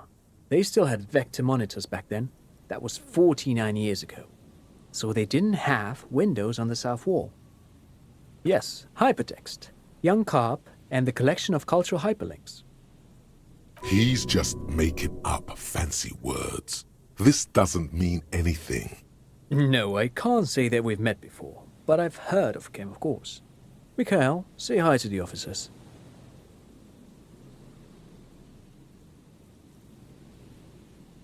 Mikhail's a little tired today. We spent all night trying to run Orbis on his radio computer. Have you heard of it? It's a programming language used in Grad. Quite tricky, but he wanted to play this Grad-made adventure program. We've been getting really into verbs lately. The man speaks in the artificial cadence of a professor, or someone who's been on too many radio shows. But I assume you're not here for giant worms when there are so many real things to see. Just as I was telling Mikhail before, this is where the Coalition landed in '08. We could be standing on what is the most interesting landmark in Revashole West. This man is your half-brother. You feel it. But why?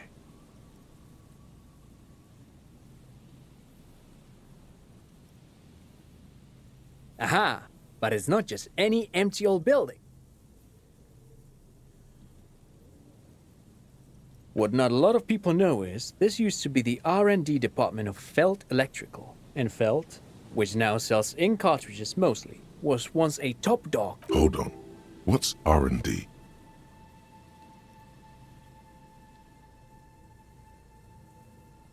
Apologies, it's an acronym for research and development. They don't use it anymore.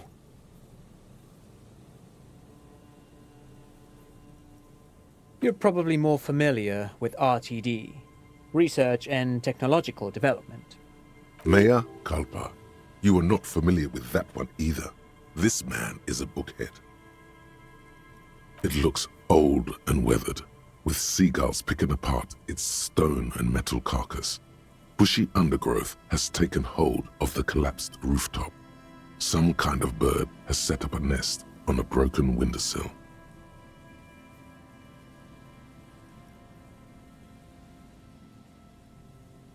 That's not surprising.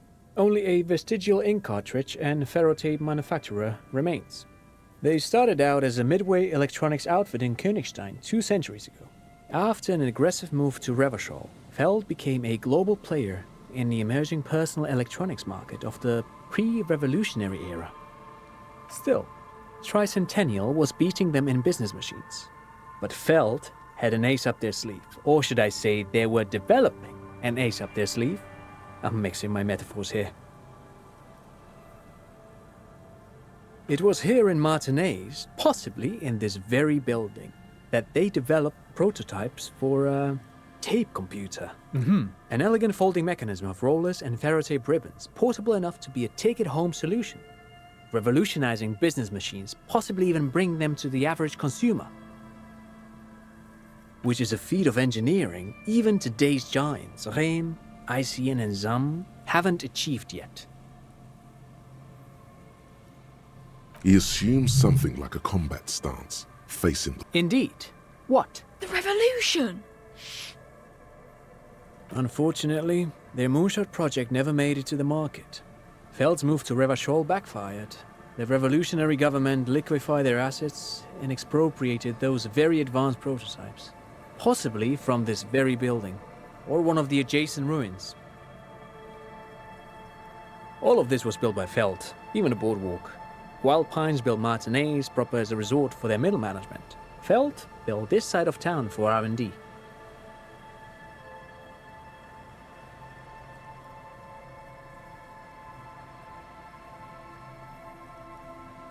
Yes, they even built a pleasure wheel, but that got destroyed in the war. A pleasure wheel?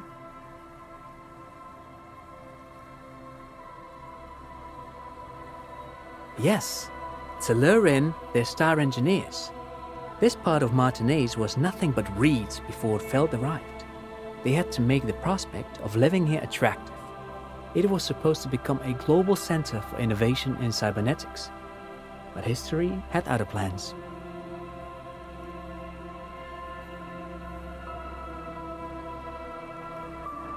Oh, I'm afraid it didn't end well for the boys.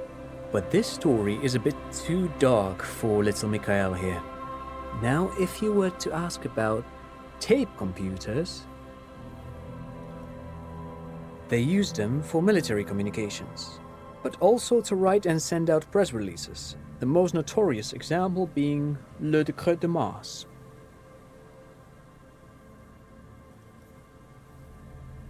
What's the Mars Decree? I mean the radio transmission sent out to news agencies and world governments by the newly created commune of Revashol on the 7th of March in the year 02. It's a beautiful piece of text, actually. A singer-songwriter I know, Charette, called it a love poem to Revashol on her political concept album Bon Baiser dans le Lind. You should read it. Every local library in Revashol stocks a copy of the decree. I tried to get Mikhail to memorize it. Tried to. Someone was much too interested in worms to be paying any attention. The kid takes a peek at the green and silver worm on the cover of the book, already forgetting about this part of the discussion.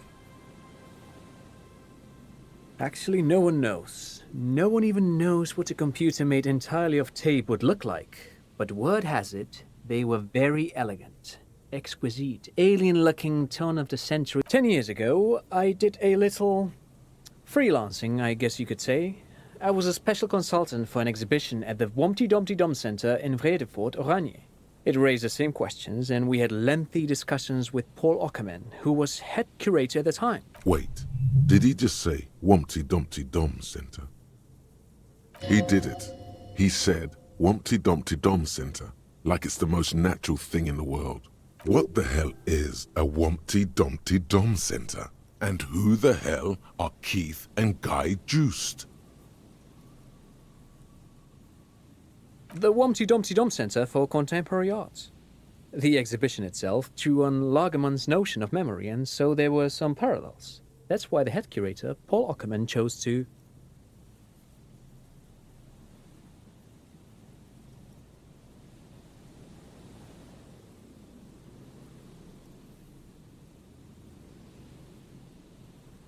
Actually, I think there is. No, it's too much. He's joking. In fact, I'm not. The Womty Dumpty Dum Center is a place you can visit if you're ever in Vredefort and are ever in the market for an exhibition space / contemporary art research center. But perhaps I should return to the tape computers. As I was saying, the device itself was very elegant, fragile even. One could write directly on the tape using a special chemical solution. The machine would then analyze the handwriting, perform operations, and project output onto a white screen. It was a beautiful, delicate thing. Very, very cool. Though I understand the socio-economic causes of the revolution, it pains me to imagine the revolutionaries setting fire to this precious device. But so they did. The Feld playback experiment vanished into the fires of 07. Yes, the official name of the prototype. Some sources report it as the Feld Playback Experience, but those are incorrect. Who knows? Maybe it was an accident, or maybe they didn't want the technology to end up in the wrong hands. Either way, they're all gone now. All 3 versions of the prototype.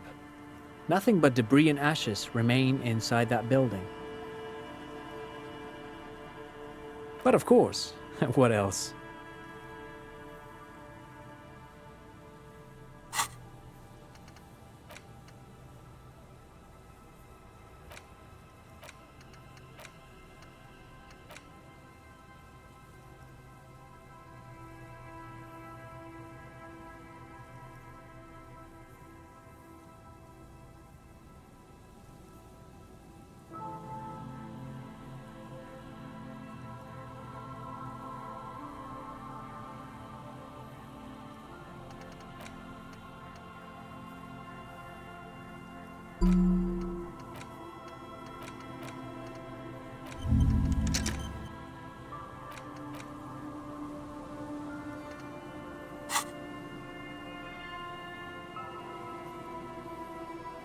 I do have some money, yes, but that's not what's really important here.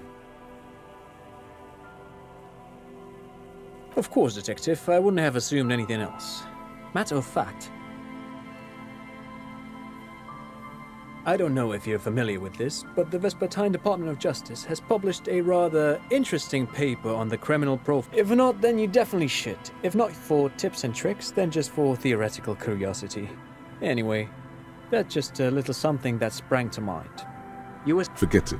They don't sell those kind of books at crime, romance, and biographies of famous people. No, thanks to you for having me and little Mikhail here to pick your brain.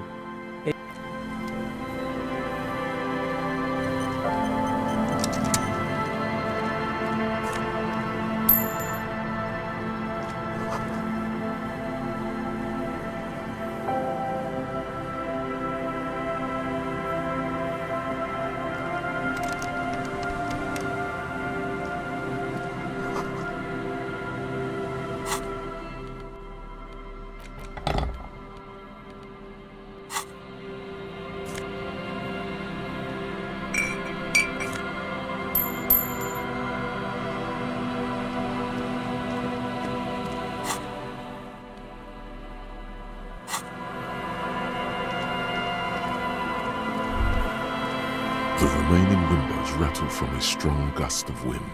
They're covered in a thick layer of grime. They must have been like this for 40 years.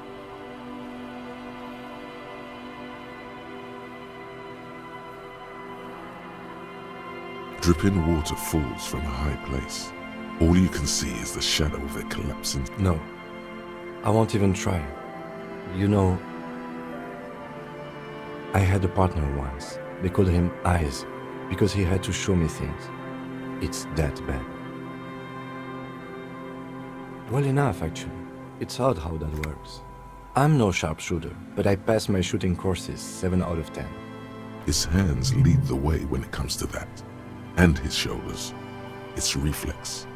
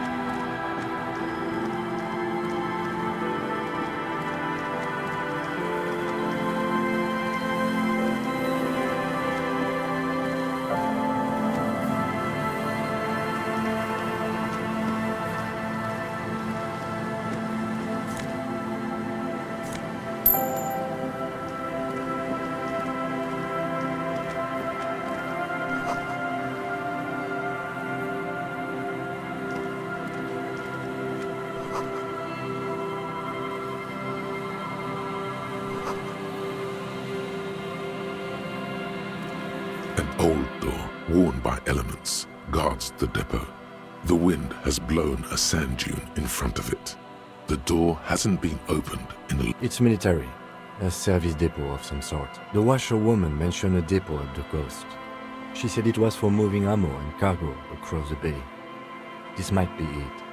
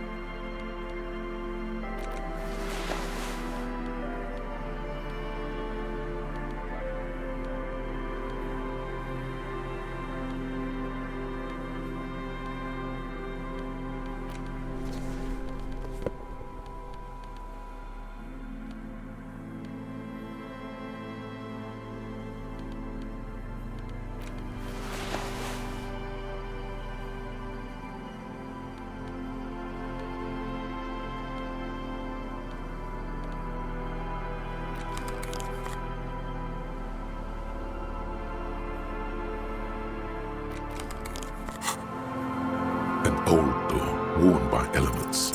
You rattle the handle a bit, then push on the door with all your weight. It does not budge. We don't get in there. Frankly, you're just going to have to accept the fact that you can't get in through every single door. Relax, no one's hiding in there. If we can't open it, others can't either, and thus they can't get in.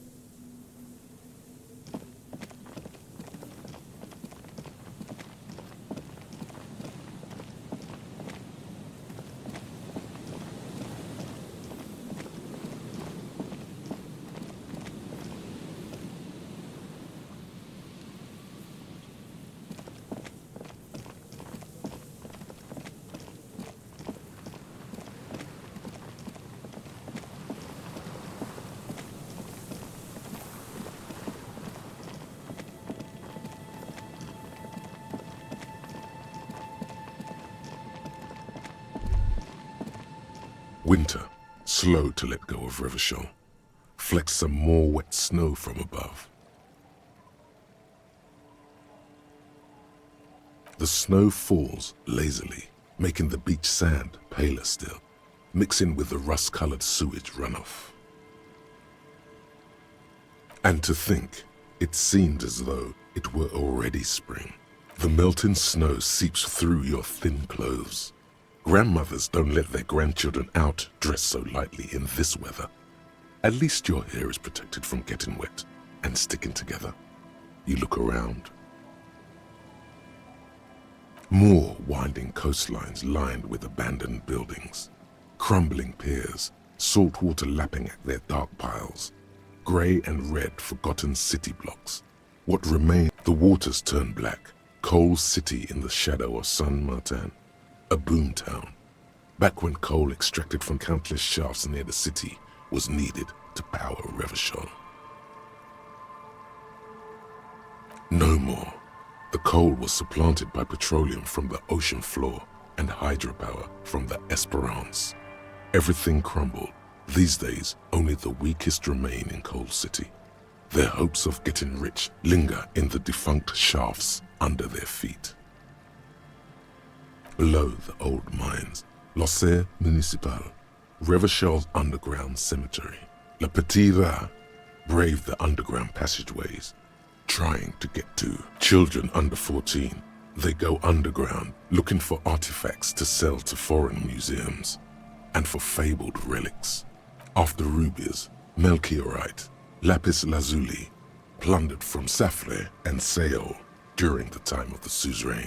In the burial 2 kilometers underground, in a winding shaft along whose walls mirrors have been placed, the mausoleum contains untold quantities of gold, and that special, purest of the pure magenta cocaine, favored by Revasholian royalty.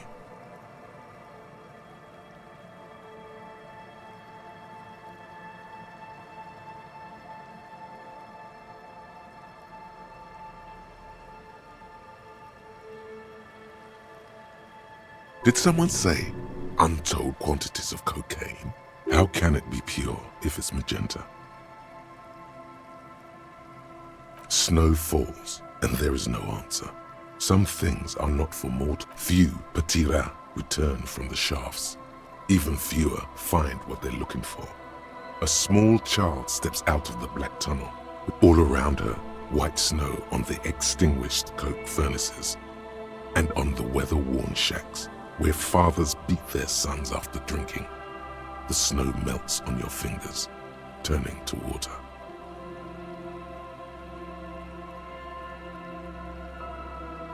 The canal you crossed to get here and beyond it. Martinez proper. Someone is scraping snow off their windshield at the roundabout, in the midst of which a statue of Philip III serves as, like all monuments, it's also a warning. 6-story ruins on the south side of the roundabout cast a long shadow over the profligate king. A fenced-off yard. There's a truck belonging to a logistics company parked next to the gate. Bright light from a building behind the abandoned church, one of 2 remaining stave churches, which were collectively called Les Sept Sœurs. The other 6 sisters were destroyed during the Revolution. A serpentine strip of land weaving its way into the Martinez Inlet. Unfortunates on the run from the law, from themselves, sometimes hide out on nearby islets. Little dots in the remains of a camp on a jagged piece of rock, a tent, old dishes and cutlery, long since abandoned. A hermit crab scuttles among the debris, looking for a new shell. Further out, the lights burn bright on Resurrection. Way beyond Martinez, a popular spa destination for ample-bodied Ozon kids with equal. Then there's Ozon, but the snow falls too thick. The Bay of Revashol, vastness, great depth, over 1,200 meters at its deepest. Water, air-brinier than here. It is crisscrossed by huge cargo ships bearing and at the farthest reaches of the Bay of Revashol, the shadow of the coalition warship Archer, on perpetual patrol duty, ready to unleash artillery fire. The raised motorway, 881, separating Martinez from Jamrock. Vehicles whoosh past one another day and night, while those who reside in the labyrinthine alleyways beneath the motorway attempt to carry on with their lives in the snow and the slush. And south of the 881 is the Pox. Was once a park, a place for reflection and recuperation for the patients of the old military hospital. In the 20s, it was used as a quarantine center during a measles outbreak that killed many children. Most everyone has avoided the hospital and surrounding park ever since.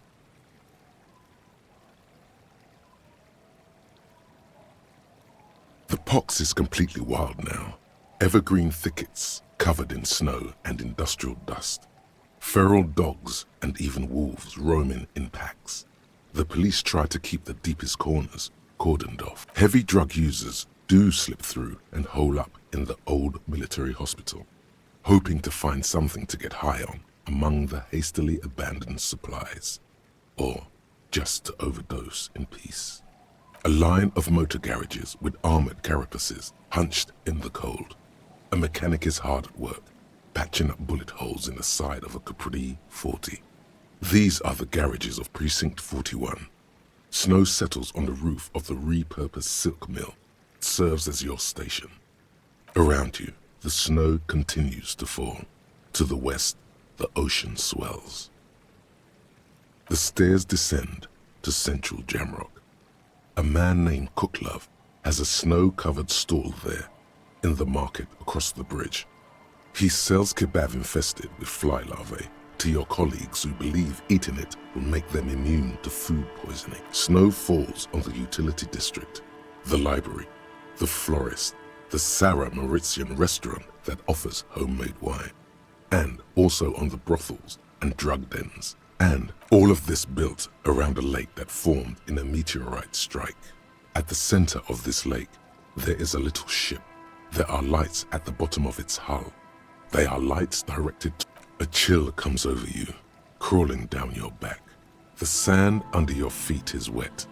Somewhere in the south, tarpaulin flap in the wind. More coalition aerostatics. Occasionally, lights flash as they maneuver through the falling snow. One large ish, layer upon layer of sand, poisoned with industrial runoff. The storm drainage, hidden bunkers. Rats scuttle. Someone stuffed a big old polar anorak into a concrete pipe under the boardwalk. It would keep you warm. You would probably never happen across it, but who knows?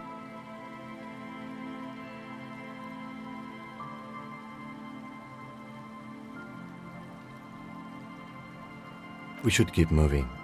Who knows when this snow will let up?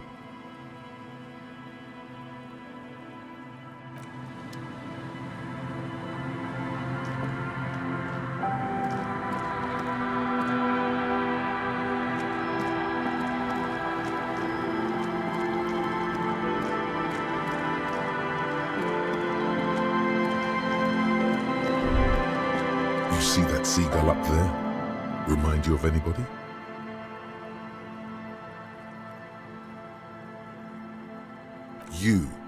You think about the seagull's story. It's one of endurance and adaptation. Then their paradise became Shit City. And what did they do? They became urban survivors. No time for that sentimental bullshit. They're hustlers getting shit done. They're one pair of track pants away from gangsters, just like you.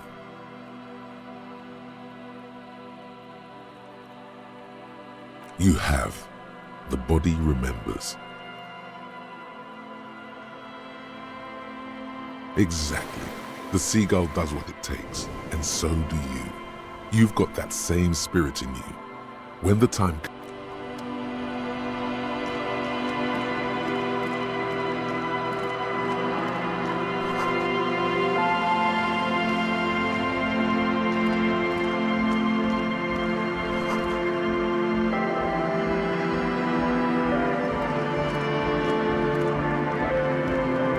a shaggy-looking girl in her late teens or early 20s kneels on the ice with an electronic contraption in her hand, hearing you approach. Oh, hello there. It's cold out here, but she's not wearing a hat. Everyone knows drugs make you invulnerable to cold. You bet this one likes to party. Huh? Maybe she didn't hear you. A little loud. So should you. You don't have to do anything. Oh, I didn't notice that.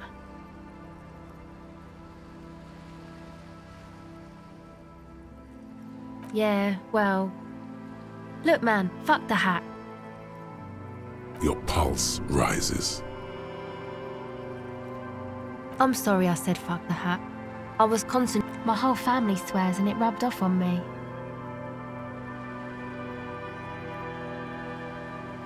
A cell. Her hair is dyed blonde, with dark roots showing. There's a coarseness to her features, some masculinity below that timidness. Why?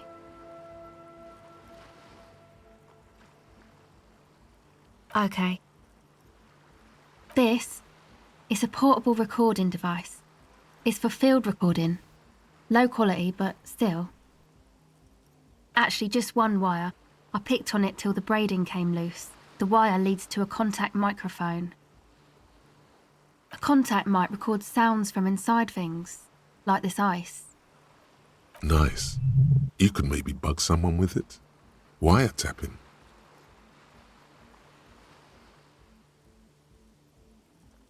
The mic? I don't exactly know. Somehow it doesn't pick up vibrations from the air. The book said it only picks up structure-borne sound, if you like technobabble. Same place I got the recorder from, the Palaceum.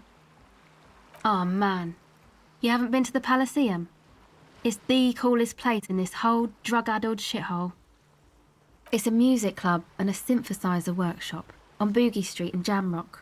Musicians live there, like real musicians. I once saw Arno van Eyck. Oh yeah, guess you wouldn't know Van Eyck, or really be a Palaceum-going kind of person. I don't know what that means. I don't know what that means either.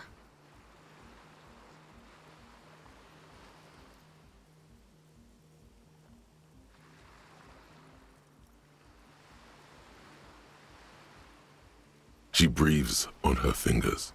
Looks like she doesn't know what to say. Sure. Okay. Recording, I guess. I think I'm recording cracks in the ice, but there's no way to tell. Not without headphones. I think I just recorded your footsteps. What happened to the old headphones? My boyfriend sold them. I don't know, man. Things. Just stuff you need for life. Everything checks out, sire. The musicians in the Palaceum used them for making music. They looped the stuff, cutting the tapes together. They make music out of cracks in the ice and keys jangling. Anyway, I thought I'd make some too.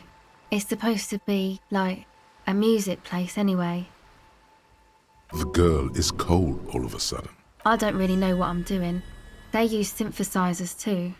I don't have a synthesizer. Take this, you're cold. No, man, fuck that, I'm cool. I'm sorry I said that. I'm sorry about the fuck. It's okay.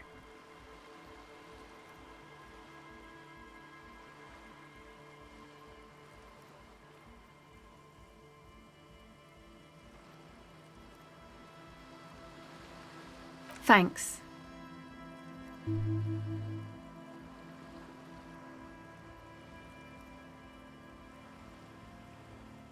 That? The boys think it could be a place, like the Palaceum or something. Stupid. It's really not gonna be a Palaceum, that's for sure. And who are these boys? Yeah, Andre and the guys, they're inside, in the tent. And why is that? They got too much stuff crammed in there, no room. Music stuff mostly. Like this tape recorder, but bigger. And there's piles of it. That stuff is more expensive than I am. More expensive than any of us, really. Doesn't matter, I can take the cold. Go ahead.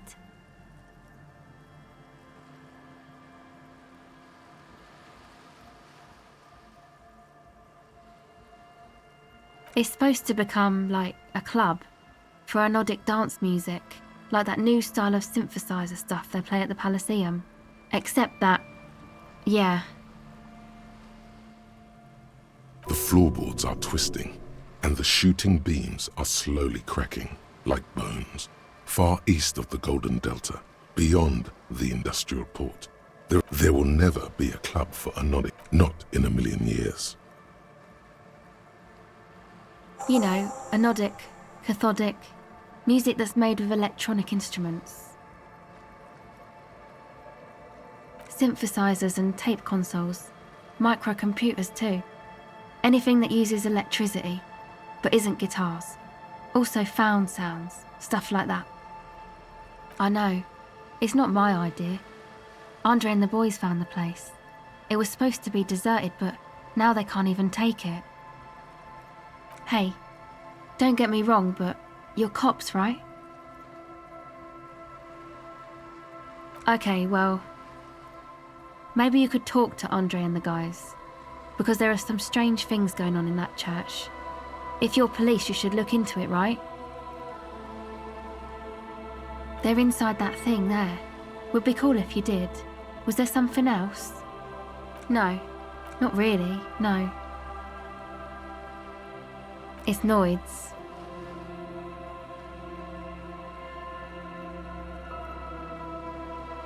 Yeah, I guess you could say that. To keep more weirdos from getting in. Fucking Martinez. I'm sorry. It's got the worst weirdos. If you get around to it, ask Andre about them, he'll tell ya. Should you? Weirdos. Sounds bad somehow. Go ahead. Okay. Wumpty Dumpty Dum Center. You're at home, stupid cop. Not with the art crowd. You hate them. Everyone hates them. Even they hate themselves. It's nauseating. An industry built on sprezzatura and sparkling wine. And, let's be honest, tax evasion schemes. The Wumpty Dumpty Dum Center is the heart of this unholy symbiosis of aesthetics and tax optimization. And now that you've internalized it, you can have a piece too.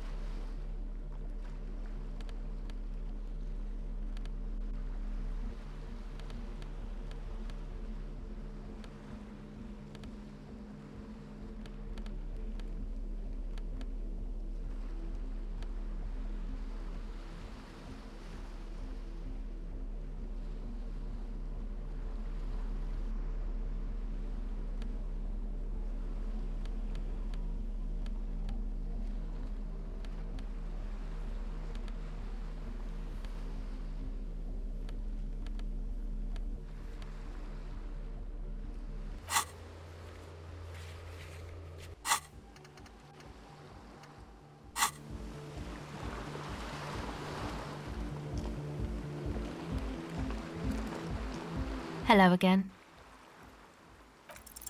The device is cold to the touch. An angular Omicron logo adorns the yellow plastic cover. Underneath you see a reel of tape rolling. You put the device back on the ice.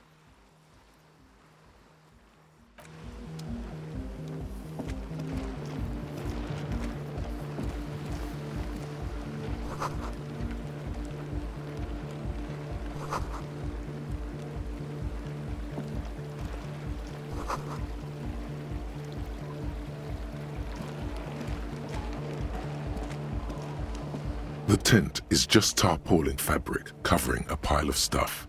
The flap is open. Inside, 3 young men are listening to some new form. Come on! Get in and close the flap behind you. The warm stuff's getting out. Sorry, we barely have room for one. You go ahead. I'm too old for this. I'm actually not, he thinks. I just dislike delinquents. I'm sure you will feel right at home. I'll keep watch.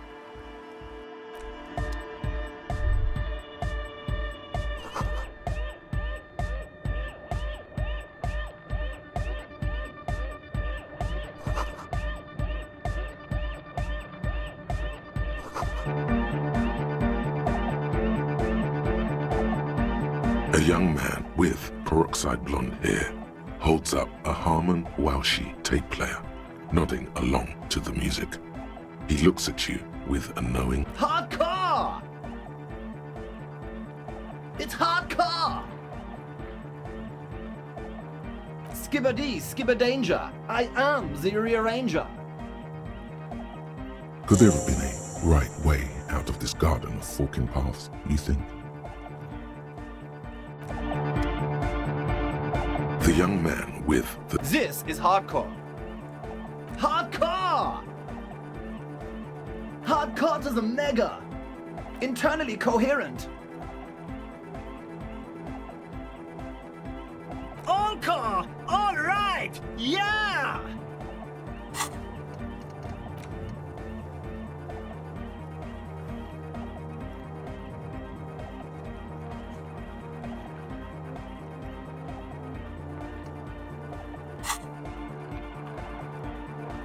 He furrows his brow as his very large head traces the sublime invisible... Hardcore!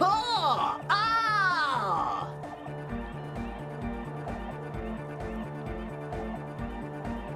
Is it though?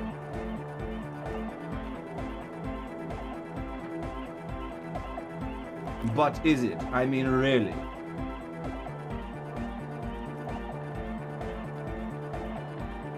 I am the mic enforcer. I am the chicks checker. Yeah! Back to the heavy hardcore! Hardcore! Yeah! Spinning out lyrics since the day I was born. And the amount of lyrics I got is against... Viclo, true, hard, full, hardcore! Hardcore to the mega. Here comes the night. Viclo, true, hardcore, hardcore to internally coherent. Good morning, yeah, 1, 2, 3, Yako Kata, the place to be.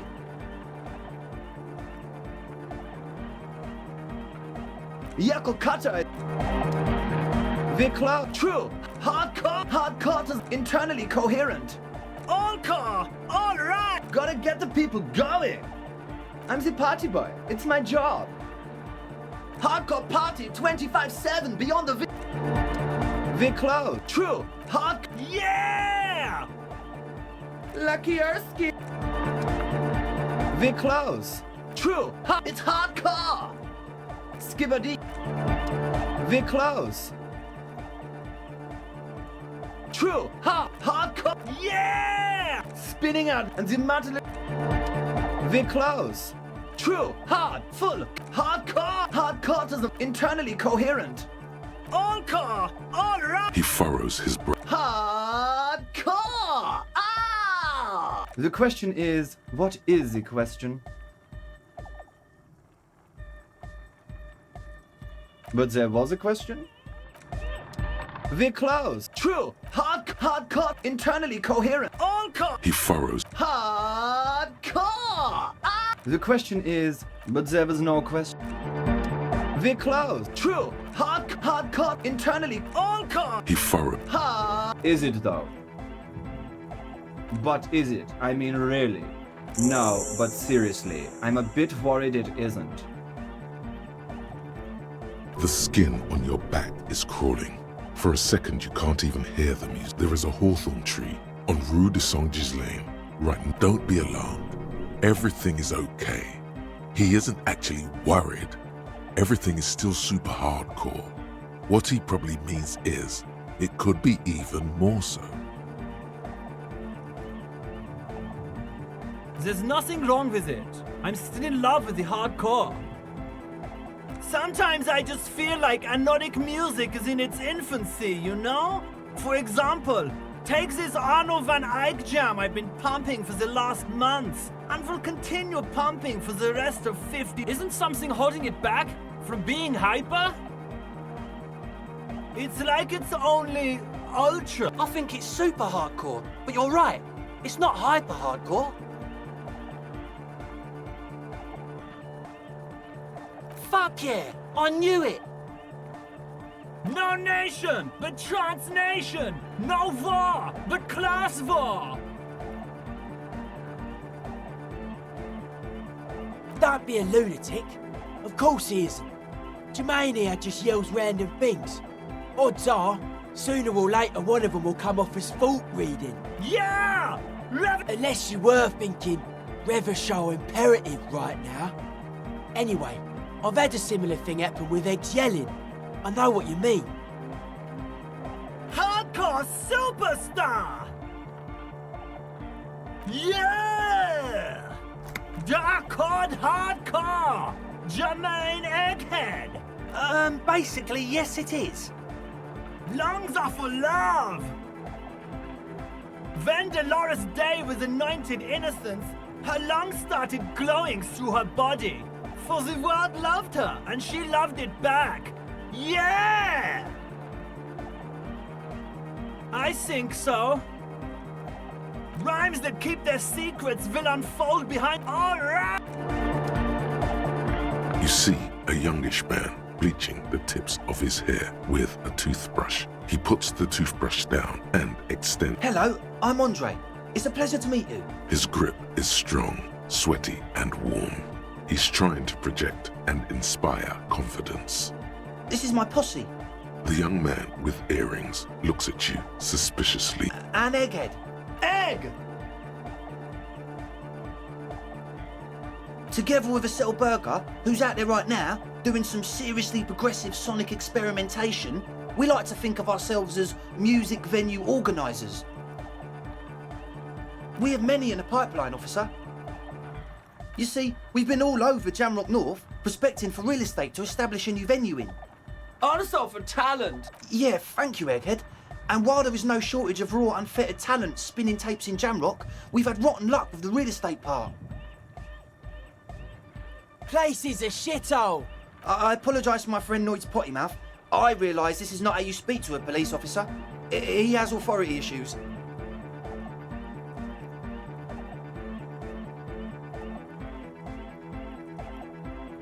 Ah, so you've met her.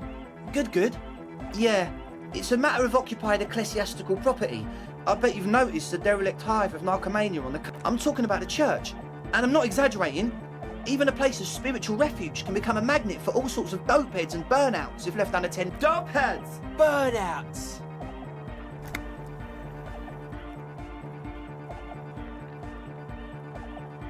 Well, I'm sad to say, that's exactly what happened. Sad because we were just about to put Martinez on the map with one of the maddest dance clubs in Jamrock. Nah, strike that. Strike that! The world!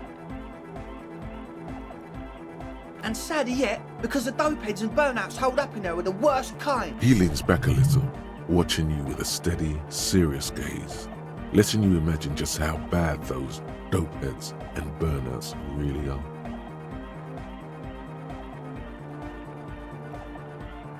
The spooky kind.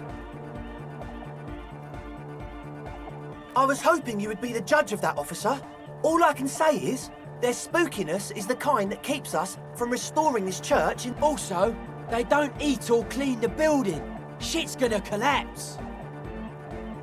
People just want to spin tapes without them spooking it up. Place has bad signs. No one can dance like that. Thank you, Egghead. So you're gonna look into it, right? It should be a police matter. Getting them out. Whatever spooky stuff they're doing, I'm sure it's not what the Ecclesiastes meant their property for.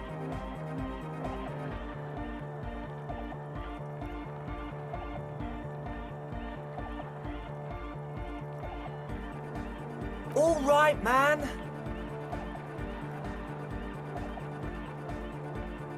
I did ask Noid to install a measure against more drifters wandering in. It's a temporary fix, just something to contain the situation. I had to do it in an hurry. Not my best work, but it should hold for a while. Not long, like a week maybe?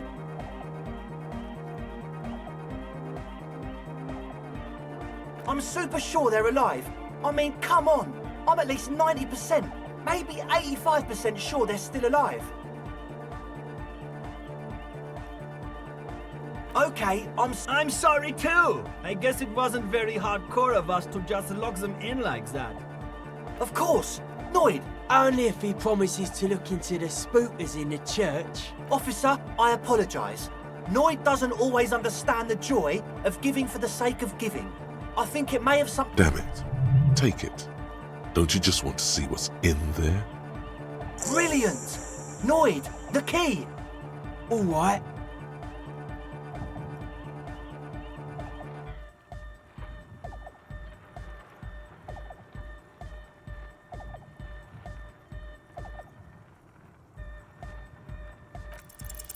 You sense the trajectory of the little piece of metal and plastic.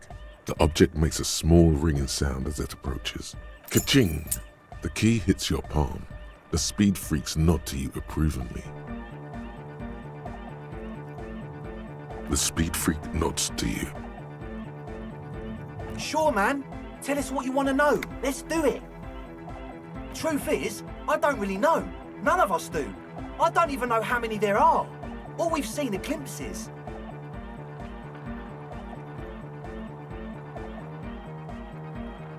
Yes, there's also the machine. When I first scouted the place, back in February, it was abandoned, empty. Took some time getting the crew together. So about 2 weeks ago, we came here hoping to set the stuff up. Suddenly, there are all these strange machines lying around in there. One of them has wires running into bowls of water. Wires into water. Never seen any. Andre, tell him about. Oh, and it felt like there was something in there with us, watching us from the dark. No, the other one. Which other one? I'm not as in tune with my emotions as you are, Egg. Felt like silence. Awful silence. Not exactly. We've just seen someone who we think is a woman go in and out of the church a couple of times, and we felt someone or something eyeing us inside. But that's kinda it. Like you aren't alone, you know? It wasn't quite human, if you know what I mean. Non-human means a predator. It was this dark shape climbing upside down along the ceiling, like some kind of crab man.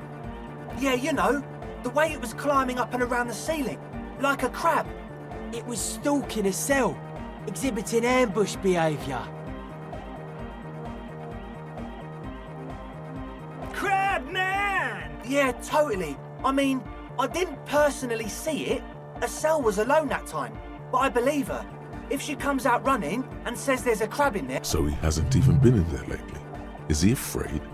You should ask her about it, but be nice. Don't tell her you don't believe in the crab. There probably is no crab man. Don't let them draw you in with this nonsense. You should talk to Noid about that. I just got a distinct burnout and dopehead sign from them. Probably jacked up to some snuff station too. Probably, very likely. With a small surge of PEA, alertness fills you, as if to say, this is a dark corner. Look behind it. It means like one of those rich boy private radio stations, where you can listen to people getting killed on, then jerk off to it. Sick shit. Must be. Even Kuno knew that.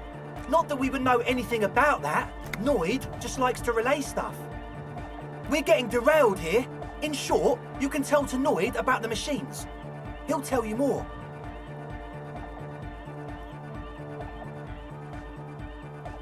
Well, honestly, I can't, but I am. Why not? Let's go with that. I'm 70% sure they're substance users. Don't let the technology fool you. Sure. What? Oh yeah, that's a meteor and name for the founding party. Thought it'd be cool to use it. You know, of Meteo, concerning Meteo. Meteo, a country, on Muindi, on the Muindi Isla.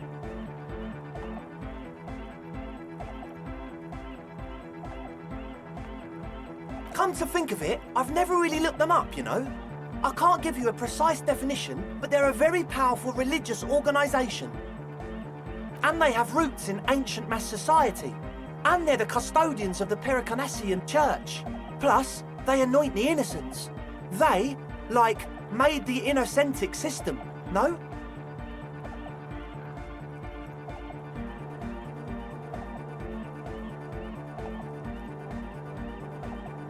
You're totally wrong about that. The Pericarnassian Church is about love. And Nordic music is about love.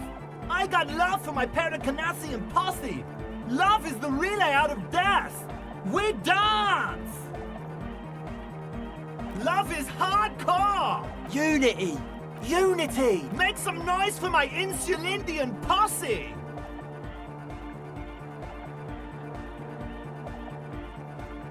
You feel it, the anodes and the cathodes coursing through you.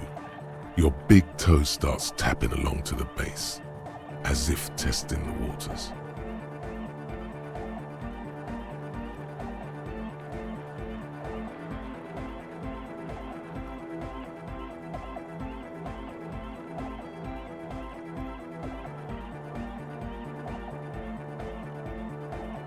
Feels good.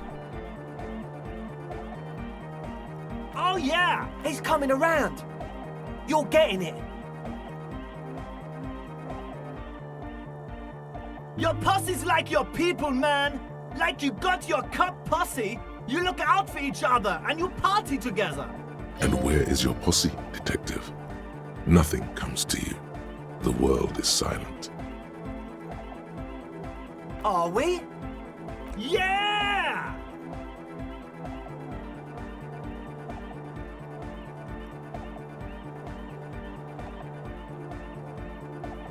That's pretty downbeat. I think I speak for all of us when I say we expected the law to be more open to the idea of love, unity, and the Pericarnassian posse.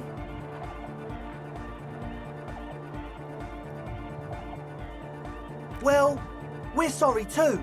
So, you got more questions? The one with the large head is still looking at you, nodding his head, waiting for your body to stop. You can't be scared of moving a little bit, are you?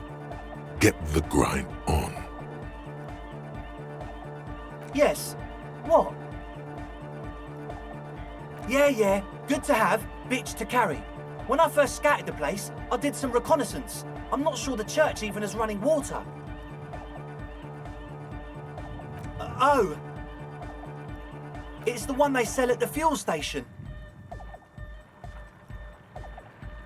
It does, doesn't it? Told you we have a smell problem.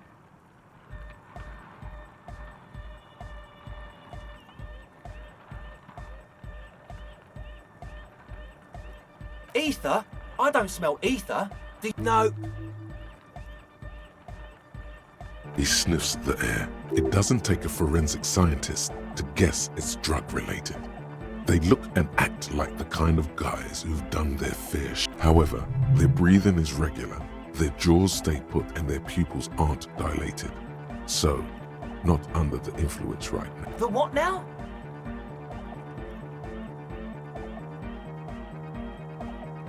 Oh, the old Ultra. I have a major sinus infection, stuffy nose. We all do. Shit's all blasted up. Winter, can't even breathe.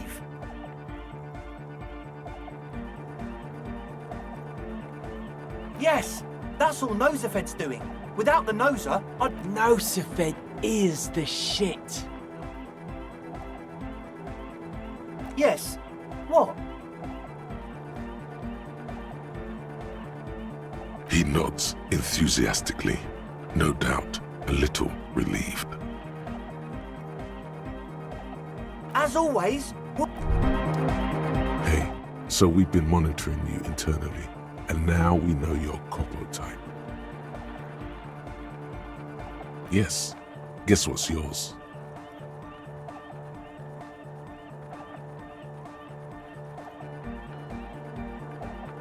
No, you're the sorry cop.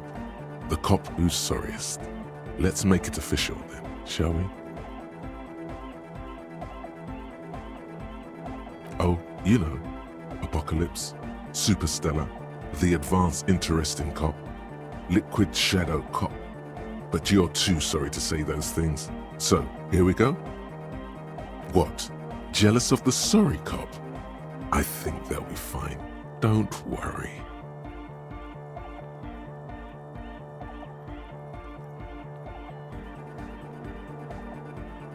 No, you don't. Come on. You'll be back to saying sorry in 2 minutes. Stop wasting time and begin the repentance. Wow. Okay. Fuck off. Maybe we were wrong. Check out the big balls on Firecon.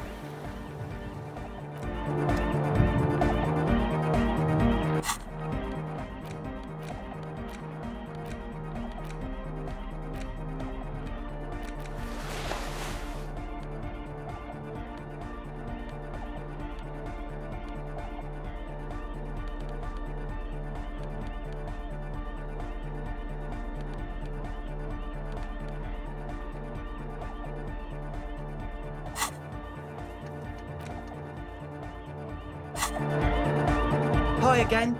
So, how are things going? A number of things don't add up. How about gather around, kids?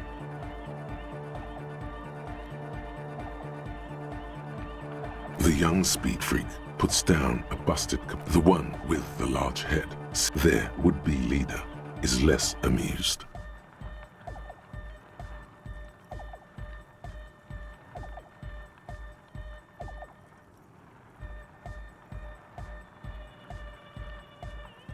But you still are!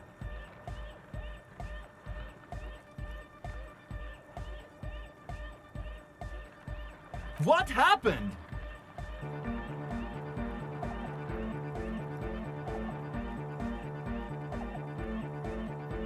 He doesn't know what to say.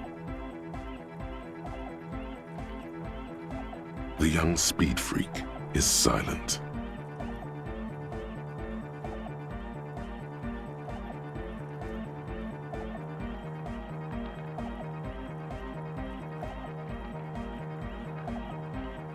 I have no idea how you arrived at that conclusion, but it's wrong. Look, we even have speakers. One speaker. They have one speaker.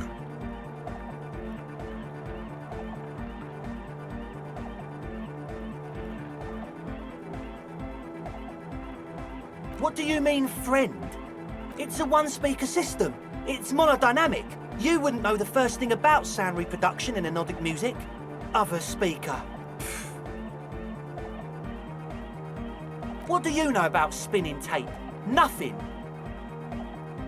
He said it was for his nose. What more do you want? And of all cellular-based life, what's your point, Lawbringer? Make up your mind. First it's the sweat, then it's the ether. No shit. We don't need drugs to be hardcore. Shut the fuck up, Egg.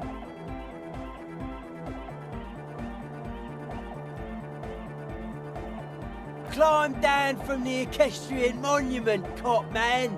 Consciousness is new to the universe. We all... What exactly is it you know? That's... Come on, that's... I meant to say, not true. What do you mean, do? There's resignation in his voice. He's almost ready to drop the act. It wouldn't take a lot of pushing.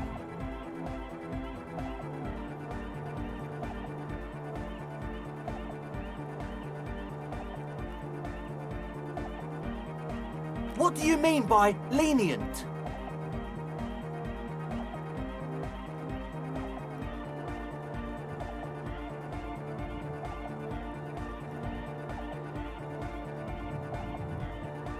Okay, man, okay. Things are just so hard for an entrepreneur in this city right now. It's not like we lied when we said we want to turn a church into the wickedest club. Because we do! We just need to turn it into a speed lab before. To get our foot in the door. Like I told you, spooky arseholes moved in while I was getting all this stuff together. A month ago, the place was empty, and now it's all spooked up. No, man, they're spooky all right. It's just that they would also probably call the police if we started cooking speed in there. But the sign was way off too. I couldn't feel the love at all. Sir, you promised you'd be lenient.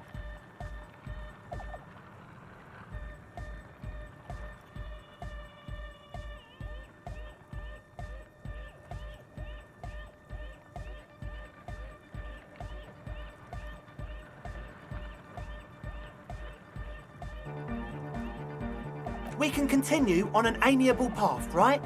No more misunderstandings, no more lies. Before you go, is there anything else you need? As always,